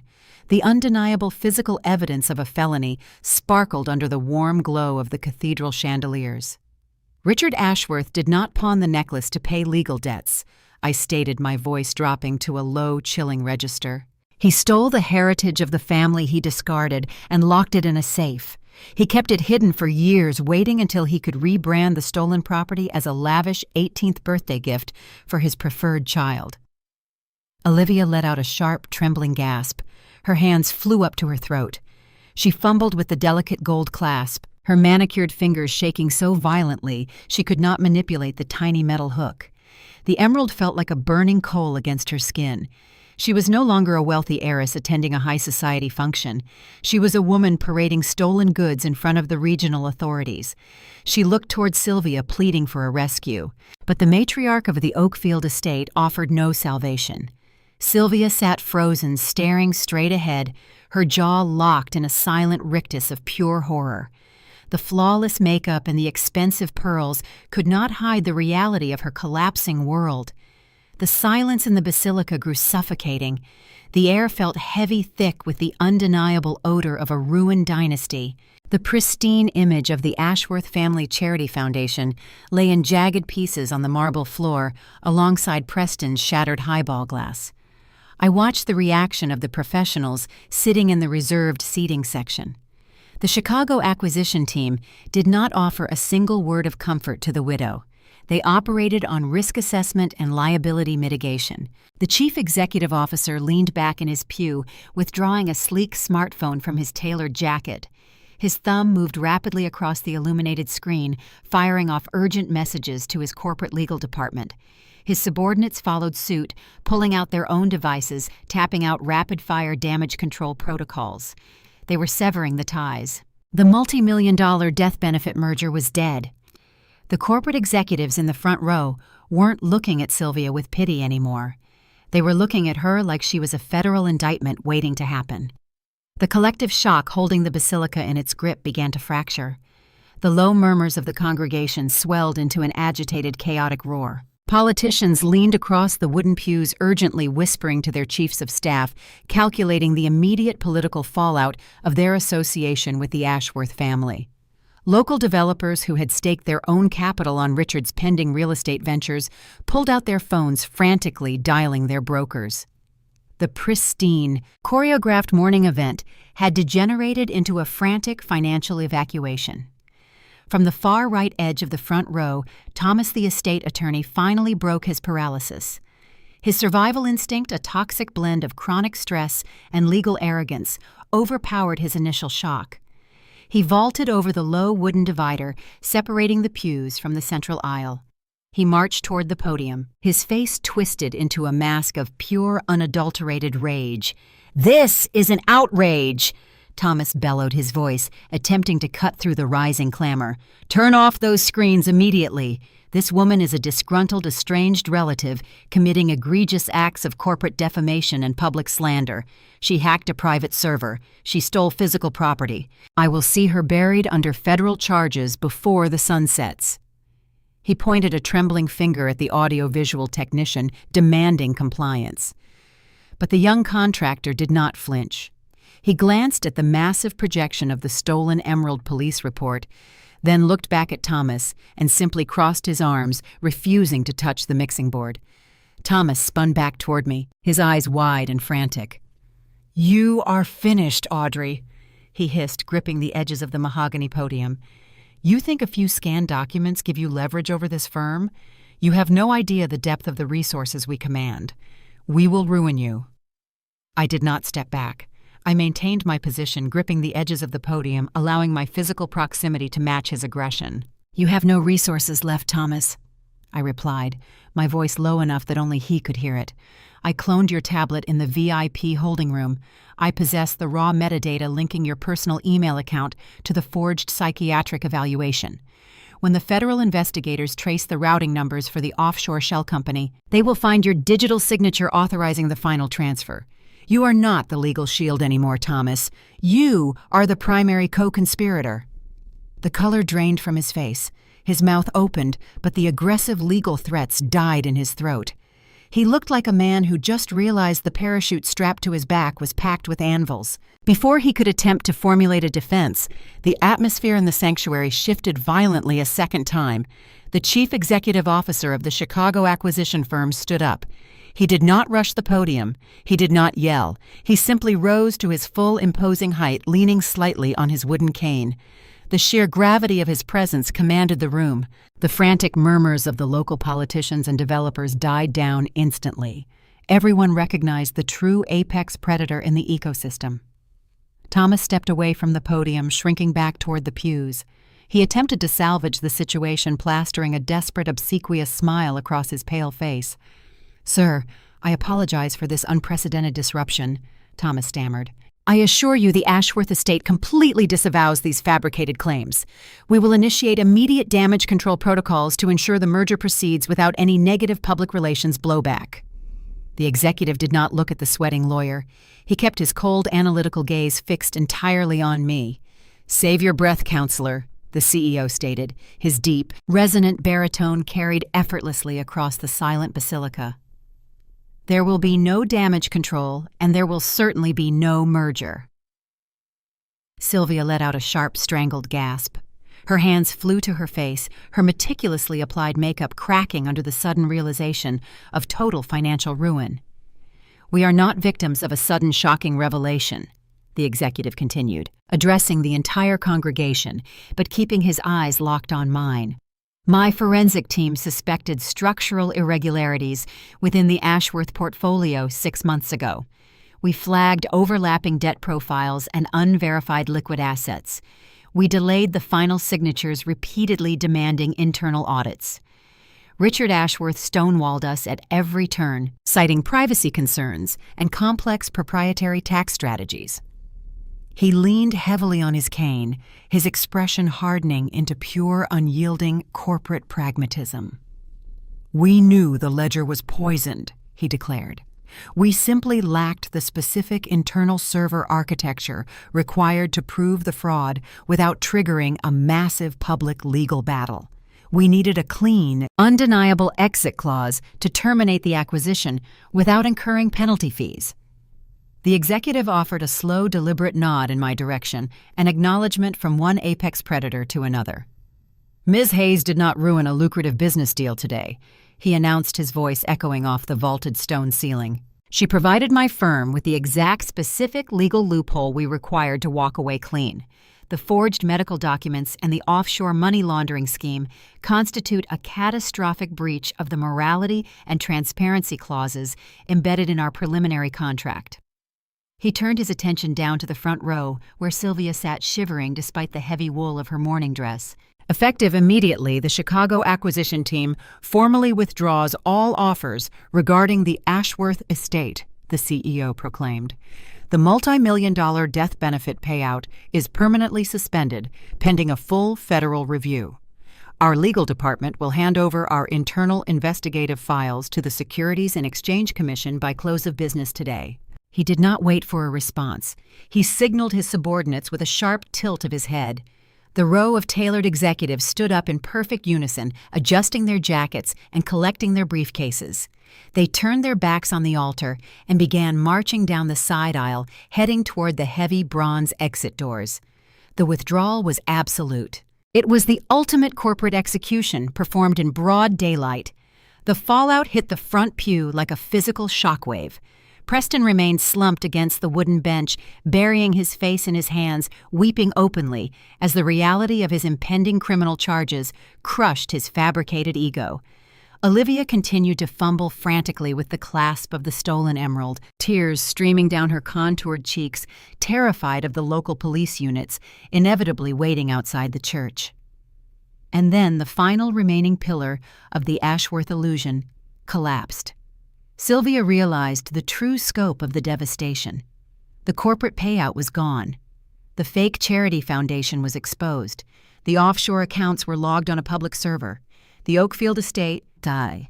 The leased luxury vehicles, the country club memberships, all of it rested on a mountain of leveraged debt she could no longer service. The banks would foreclose before the end of the month. She was staring at total, inescapable poverty. The polished, grieving widow vanished entirely.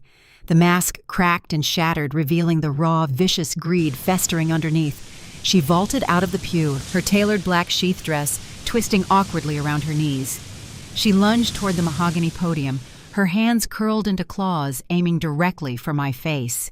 "You ungrateful little parasite!" she screamed, her voice tearing through the basilica. "We fed you. We gave you a name. You owe us everything." Sylvia let out a visceral, unhinged shriek. In less than 10 minutes, her entire country club empire had been liquidated by a woman she thought she had bought for 10 grand. Sylvia closed the distance between the front pew and the podium with terrifying speed. Her perfectly manicured hands hooked into claws, aiming directly for my throat. The veneer of the grieving high society widow completely disintegrated, leaving behind an enraged animal backed into a corner. She did not reach me. Reverend Miller, having already established his physical presence to block Preston, stepped laterally, intercepting Sylvia's frantic lunge.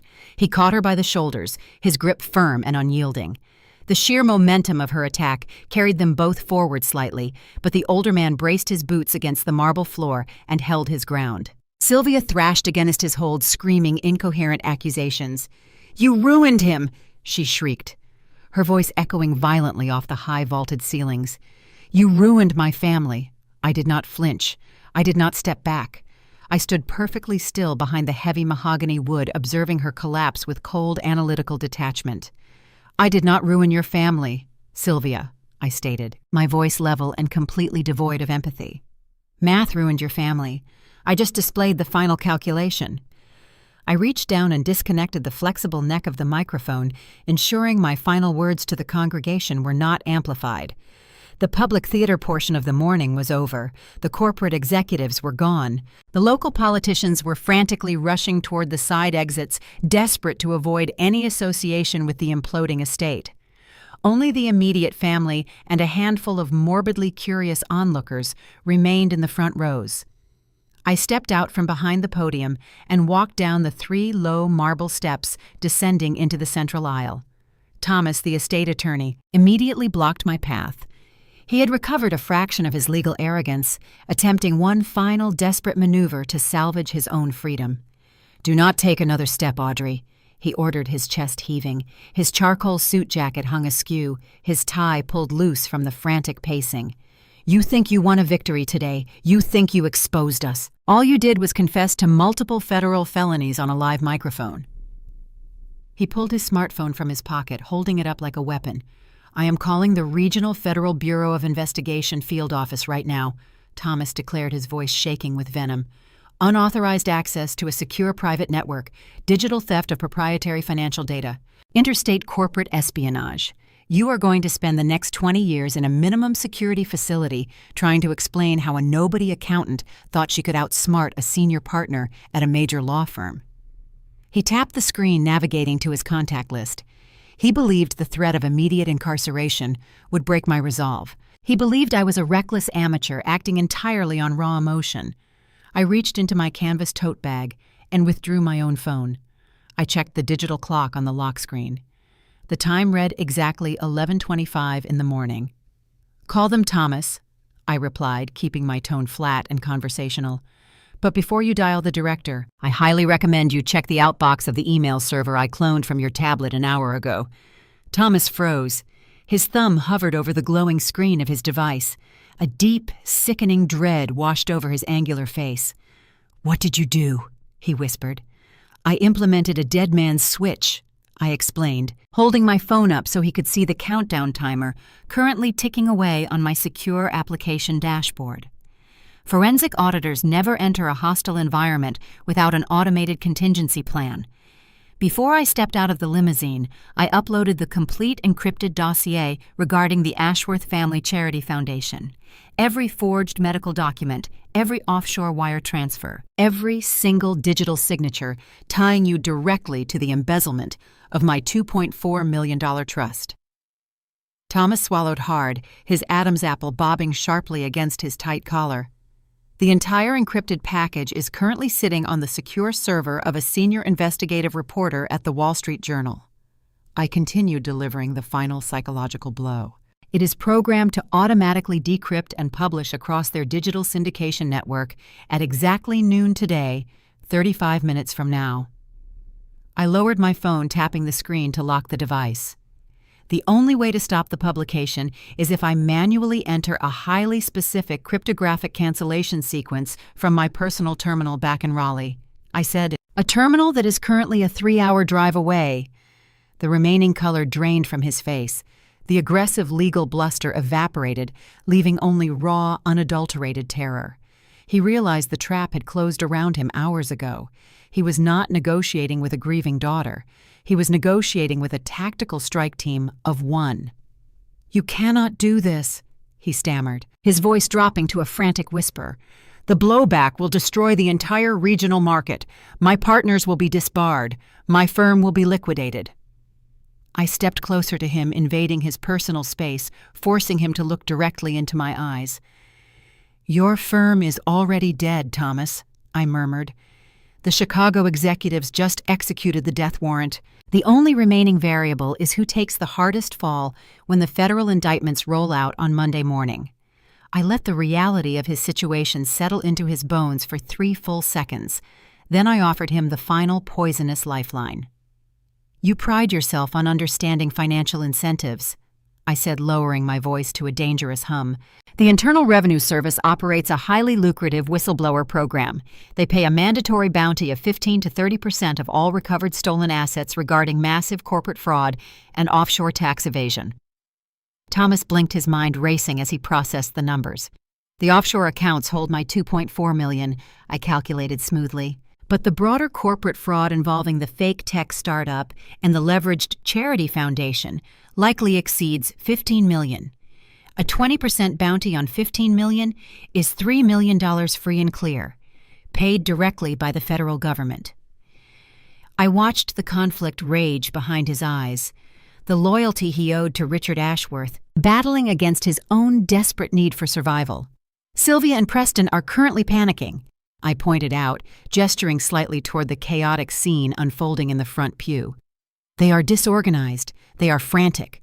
The first conspirator to walk into the federal prosecutor's office and hand over the hard drives gets the full immunity deal and the whistleblower bounty. The second person to walk through that door gets a 20-year mandatory minimum sentence for wire fraud. Thomas looked past my shoulder, staring at the grieving widow, who was currently screaming at the pastor, and the golden son who was weeping on the floor. He realized they possessed zero loyalty to him. If the authorities squeezed them, they would immediately blame the estate lawyer, claiming he masterminded the entire illicit operation. You have 30 minutes to turn on them before the article publishes, and the federal race begins. "Thomas," I whispered. I could already see the betrayal forming in his eyes. Let the rats eat each other. Thomas did not utter another threat. He did not attempt another aggressive legal maneuver. The lawyer simply turned his back, walking rapidly toward the side exit of the basilica, his thumbs flying across his smartphone screen. He was already drafting his immunity proffer. The estate had officially collapsed. I turned away from the retreating attorney and faced the long central aisle. The polished marble floor stretched out before me, leading toward the heavy arched bronze doors at the rear of the sanctuary. The 500 assembled guests, the politicians, the developers, the high society sycophants, had abandoned their seats. They clogged the side aisles and the rear vestibule, a chaotic mass of expensive wool and silk, desperate to escape the blast radius of the Ashworth implosion. But as I began my deliberate march forward, a sudden, profound silence washed over the remaining crowd. They saw me coming. The people who had ignored me during the wake, the individuals who had dismissed my cheap blazer and utilitarian shoes, now scrambled to clear a path. The sea of dark suits and veiled hats parted rapidly, falling back against the wooden pews to ensure they did not accidentally brush against my shoulders. They stared at me with a mixture of absolute horror and deep, undeniable respect. I was no longer the tragic, discarded daughter. I was the architect of the greatest financial execution this city had witnessed in a decade. I walked down the center of the cleared aisle, my steps echoing sharply against the stone. I did not rush. I kept my posture rigid, my gaze fixed straight ahead, refusing to acknowledge the frantic whispers rippling through the congregation. I reached the third row and paused. Dr. Elias Sterling, the corrupt psychiatrist, remained seated in his pew. The confident, warm aura he projected during the morning breakfast had completely evaporated. He looked like an old, hollowed-out shell. His hands trembled violently in his lap. He realized the forged medical evaluation bearing his signature was currently sitting on the secure server of a major national newspaper. His prestigious career, his medical license, his lucrative seat on the charity board, it was all gone. He looked up at me, his eyes pleading for a mercy he never extended to a 15-year-old girl. I did not offer him a single word. I simply held his gaze for 2 full seconds, allowing the absolute finality of his destruction to register in his mind. Then I resumed my march. I approached the front row where the remnants of the Ashworth dynasty lay scattered. Sylvia stood near the altar, gasping for air, her chest heaving as Reverend Miller maintained his firm barricade. She looked utterly unrecognizable. The flawless matriarch holding court in the Oakfield sunroom was dead. In her place stood a bankrupt, terrified woman staring down the barrel of multiple federal indictments. Preston remained slouched against the edge of the wooden bench, his face buried in his hands. He was crying quietly, a pathetic, broken sound that echoed loudly in the quiet sanctuary. The golden son, stripped of his fake empire and his stolen offshore millions, possessed no internal fortitude to handle the consequences of his own arrogance. And then there was Olivia. She sat completely immobilized in the center of the pew. Her dark eyes darted frantically around the room, watching the powerful corporate executives abandon her family, watching the estate lawyer flee, watching her mother unravel. The impenetrable social armor she wore like a second skin had shattered. She was entirely alone. I stepped into the narrow gap between the front row and the altar, stopping directly in front of her. Olivia flinched, pressing her spine hard against the polished oak backrest. She pulled her arms tight across her chest, a desperate, instinctive gesture, attempting to shield the plunging neckline of her severe black crepe dress. I did not yell. I did not hurl insults or demand an apology for the cruel, dismissive comments she aimed at me earlier that morning. I did not need to perform. The undeniable weight of the evidence projected on the massive screens above us did all the heavy lifting. I simply raised my right arm and extended my hand, palm facing upward, flat and expectant. Olivia stared at my empty hand, her breath hitched, catching in her throat. She looked up at my face, searching for any sign of hesitation, any sliver of weakness she could exploit. She found nothing but cold, unyielding granite. She knew exactly what I wanted. The brilliant green fire of the vintage emerald pendant rested heavily against her collarbone. The stolen heirloom, the generational security my great-grandmother worked her entire life to build, gleamed under the warm cathedral chandeliers. It was the physical manifestation of my mother's pain, the undeniable proof of Richard's cruelty. "Take it off," I said. My voice barely registered above a whisper, but the command carried the absolute force of a judicial ruling. Olivia's lower lip trembled. Her manicured fingers hovered nervously over her chest. She wanted to refuse. She wanted to stand up and scream about her rights and her entitlement. But the massive projection of the 2005 police report loomed directly behind me, the formal documentation of grand larceny. She knew the local authorities were likely already mobilizing outside the basilica doors. Possession of stolen property valued over $50,000 carries a mandatory minimum sentence. Olivia. I kept my tone flat, delivering the calculation with surgical precision. If you walk out of this building wearing that necklace, you will leave in handcuffs. Hand it to me right now, and I will inform the detectives you cooperated with the recovery. The threat of physical incarceration finally broke her. The favored daughter, accustomed to total immunity, realized her father's protection was gone. Tears spilled over her contoured cheeks, ruining her flawless makeup. Her hands shook violently as she reached behind her neck, fumbling with the delicate, twisted gold clasp. The tiny metal hook resisted her frantic attempts, slipping through her trembling fingers twice before finally giving way. The heavy gold chain slid smoothly off her skin. Olivia dropped the vintage pendant into my open palm. The emerald felt incredibly cold against my flesh, a heavy, dense weight settling exactly where it belonged. I closed my fingers around the gemstone, securing my mother's legacy inside my fist. I did not offer Olivia a word of thanks. I did not offer her forgiveness. I simply lowered my hand and turned my attention to the broken man sitting beside her. Preston did not look up. He remained hunched over, weeping into his palms, completely absorbed in his own misery. I reached into the left pocket of my blazer and extracted the crisp, pristine cashier's check. Sylvia handed me in the home office last night, $10,000. The bribe intended to purchase my silence, the cheap down payment on a manufactured history. I dropped the folded paper directly onto Preston's lap. The light piece of cardstock fluttered down, landing softly against the fabric of his custom-tailored trousers, right next to the empty pocket where his stolen biometric wallet used to reside. "Put this toward your legal defense," I told Preston. Then, with my mother's legacy finally resting in my hand, I turned and walked away. The heavy, arched bronze doors of the basilica yielded under the weight of my palms. I pushed them outward, stepping over the polished brass threshold and crossing the boundary separating the cavernous sanctuary from the blinding Charlotte afternoon. The transition felt physical. The stifling atmosphere of melting beeswax and suppressed panic instantly evaporated, replaced by the sharp, humid sting of North Carolina urban exhaust. I stood at the top of the grand concrete steps and surveyed the unfolding chaos. The media perimeter established earlier that morning had completely collapsed. Local reporters and freelance photographers, sensing a catastrophic shift in the narrative, abandoned their designated velvet rope corrals. They swarmed the lower landing, aiming their heavy broadcast lenses toward the side exits where local politicians and real estate developers currently scrambled to their idling vehicles. The pristine choreography of the Ashworth Memorial Service lay in ruins.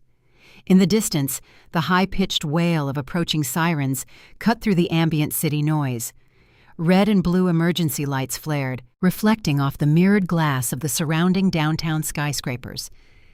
2 municipal police cruisers rounded the corner at a dangerous speed, jumping the curb and parking at aggressive angles near the rear loading dock.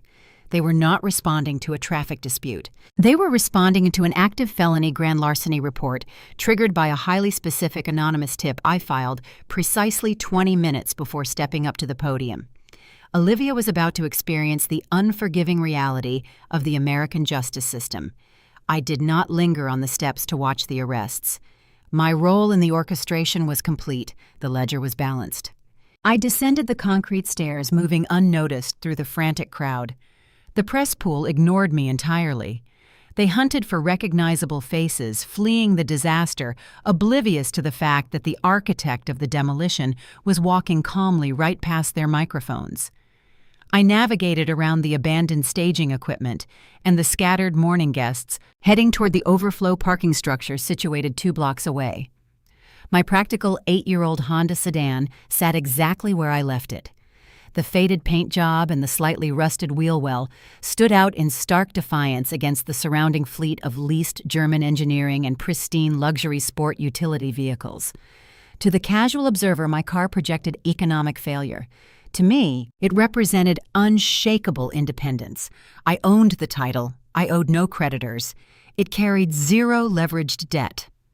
I pulled the keys from my blazer pocket and unlocked the driver's side door. The mechanical click sounded sharp and decisive. I slid into the worn fabric seat and pulled the door shut, sealing myself inside the quiet, familiar cabin. The interior smelled faintly of old paper and roasted coffee beans. The contrast between this small, humble space and the sprawling, oppressive grandeur of the Oakfield estate could not be measured. I placed my canvas tote bag onto the passenger seat. I opened my right fist. The vintage emerald pendant rested in my palm.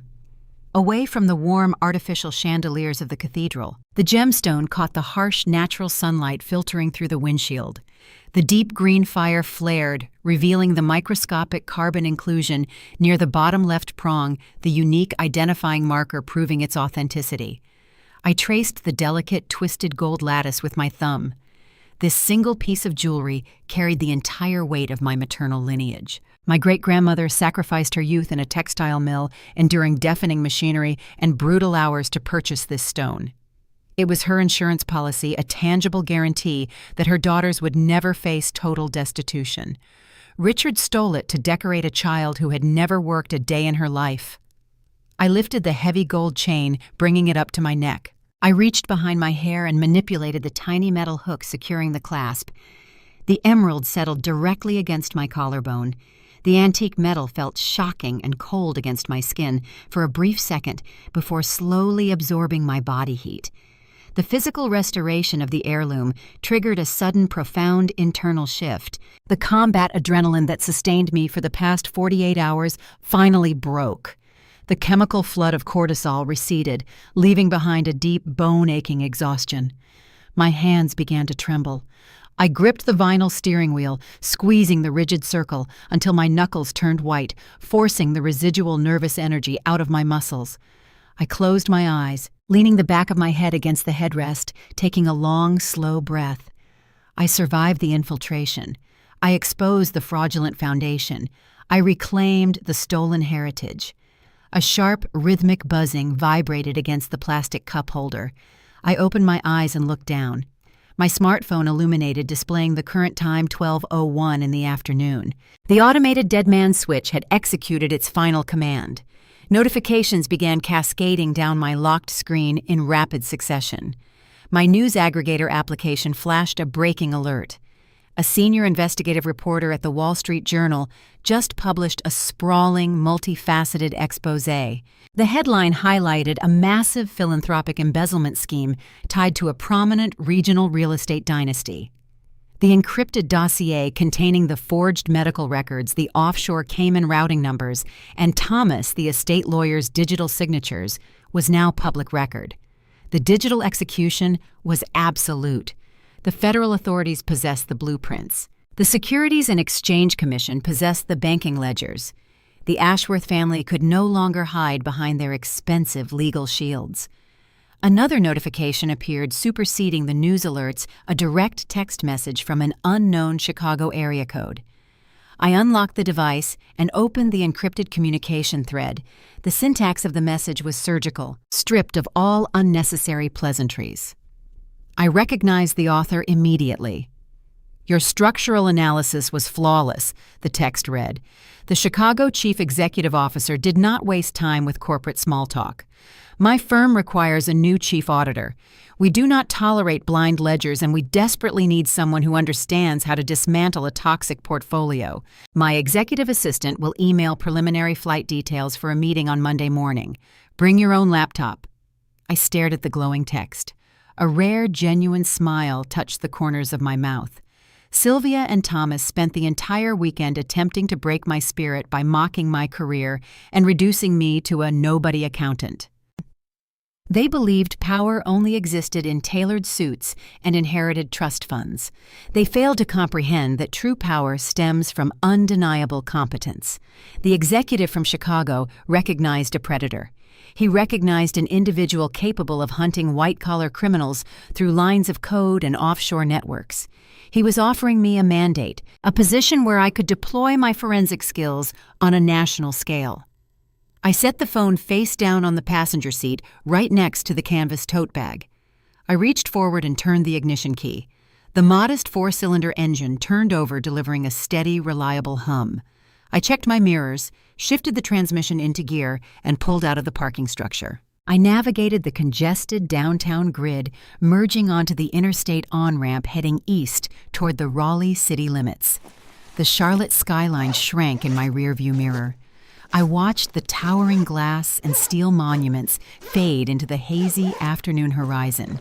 For the entirety of my adolescence and adult life, that city represented a fortress of rejection. I spent my formative years performing a brutal psychological audit on my own personality. I searched endlessly for the fundamental defect that caused a father to walk away. I analyzed my grades, my behavior, my physical appearance, trying to balance an emotional ledger that never produced a logical outcome. I assumed I lacked the charm, the grace, the inherent value required to belong in his pristine, curated world. The psychological toll of that phantom defect haunted every relationship I built. It whispered in my ear during every solitary holiday and every milestone achievement.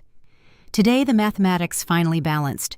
Richard Ashworth did not abandon his first family because I was a deficient daughter. He erased me because I represented a logistical obstacle to his greed. I possessed a legal tie to a financial asset he coveted. He diagnosed me as a broken, institutionalized addict, not out of malice or shame, but simply to satisfy the probate court requirements necessary to drain a $2.4 million trust. His absence was never a reflection of my unworthiness. It was a mechanism of his theft. He discarded a genuine legacy to build a hollow monument to his own ego, utilizing stolen capital to purchase the loyalty of a second family. They were parasites feeding off a ghost. I reached up and touched the cool emerald resting against my collarbone. It was no longer a piece of stolen property. It was a restored anchor, a reminder that I built my own unshakable foundation without a single dollar of their dirty money. I put the car in drive and turned onto the highway back to Raleigh. For 16 years, I wondered why I wasn't enough. Today, I realize they were never enough for me.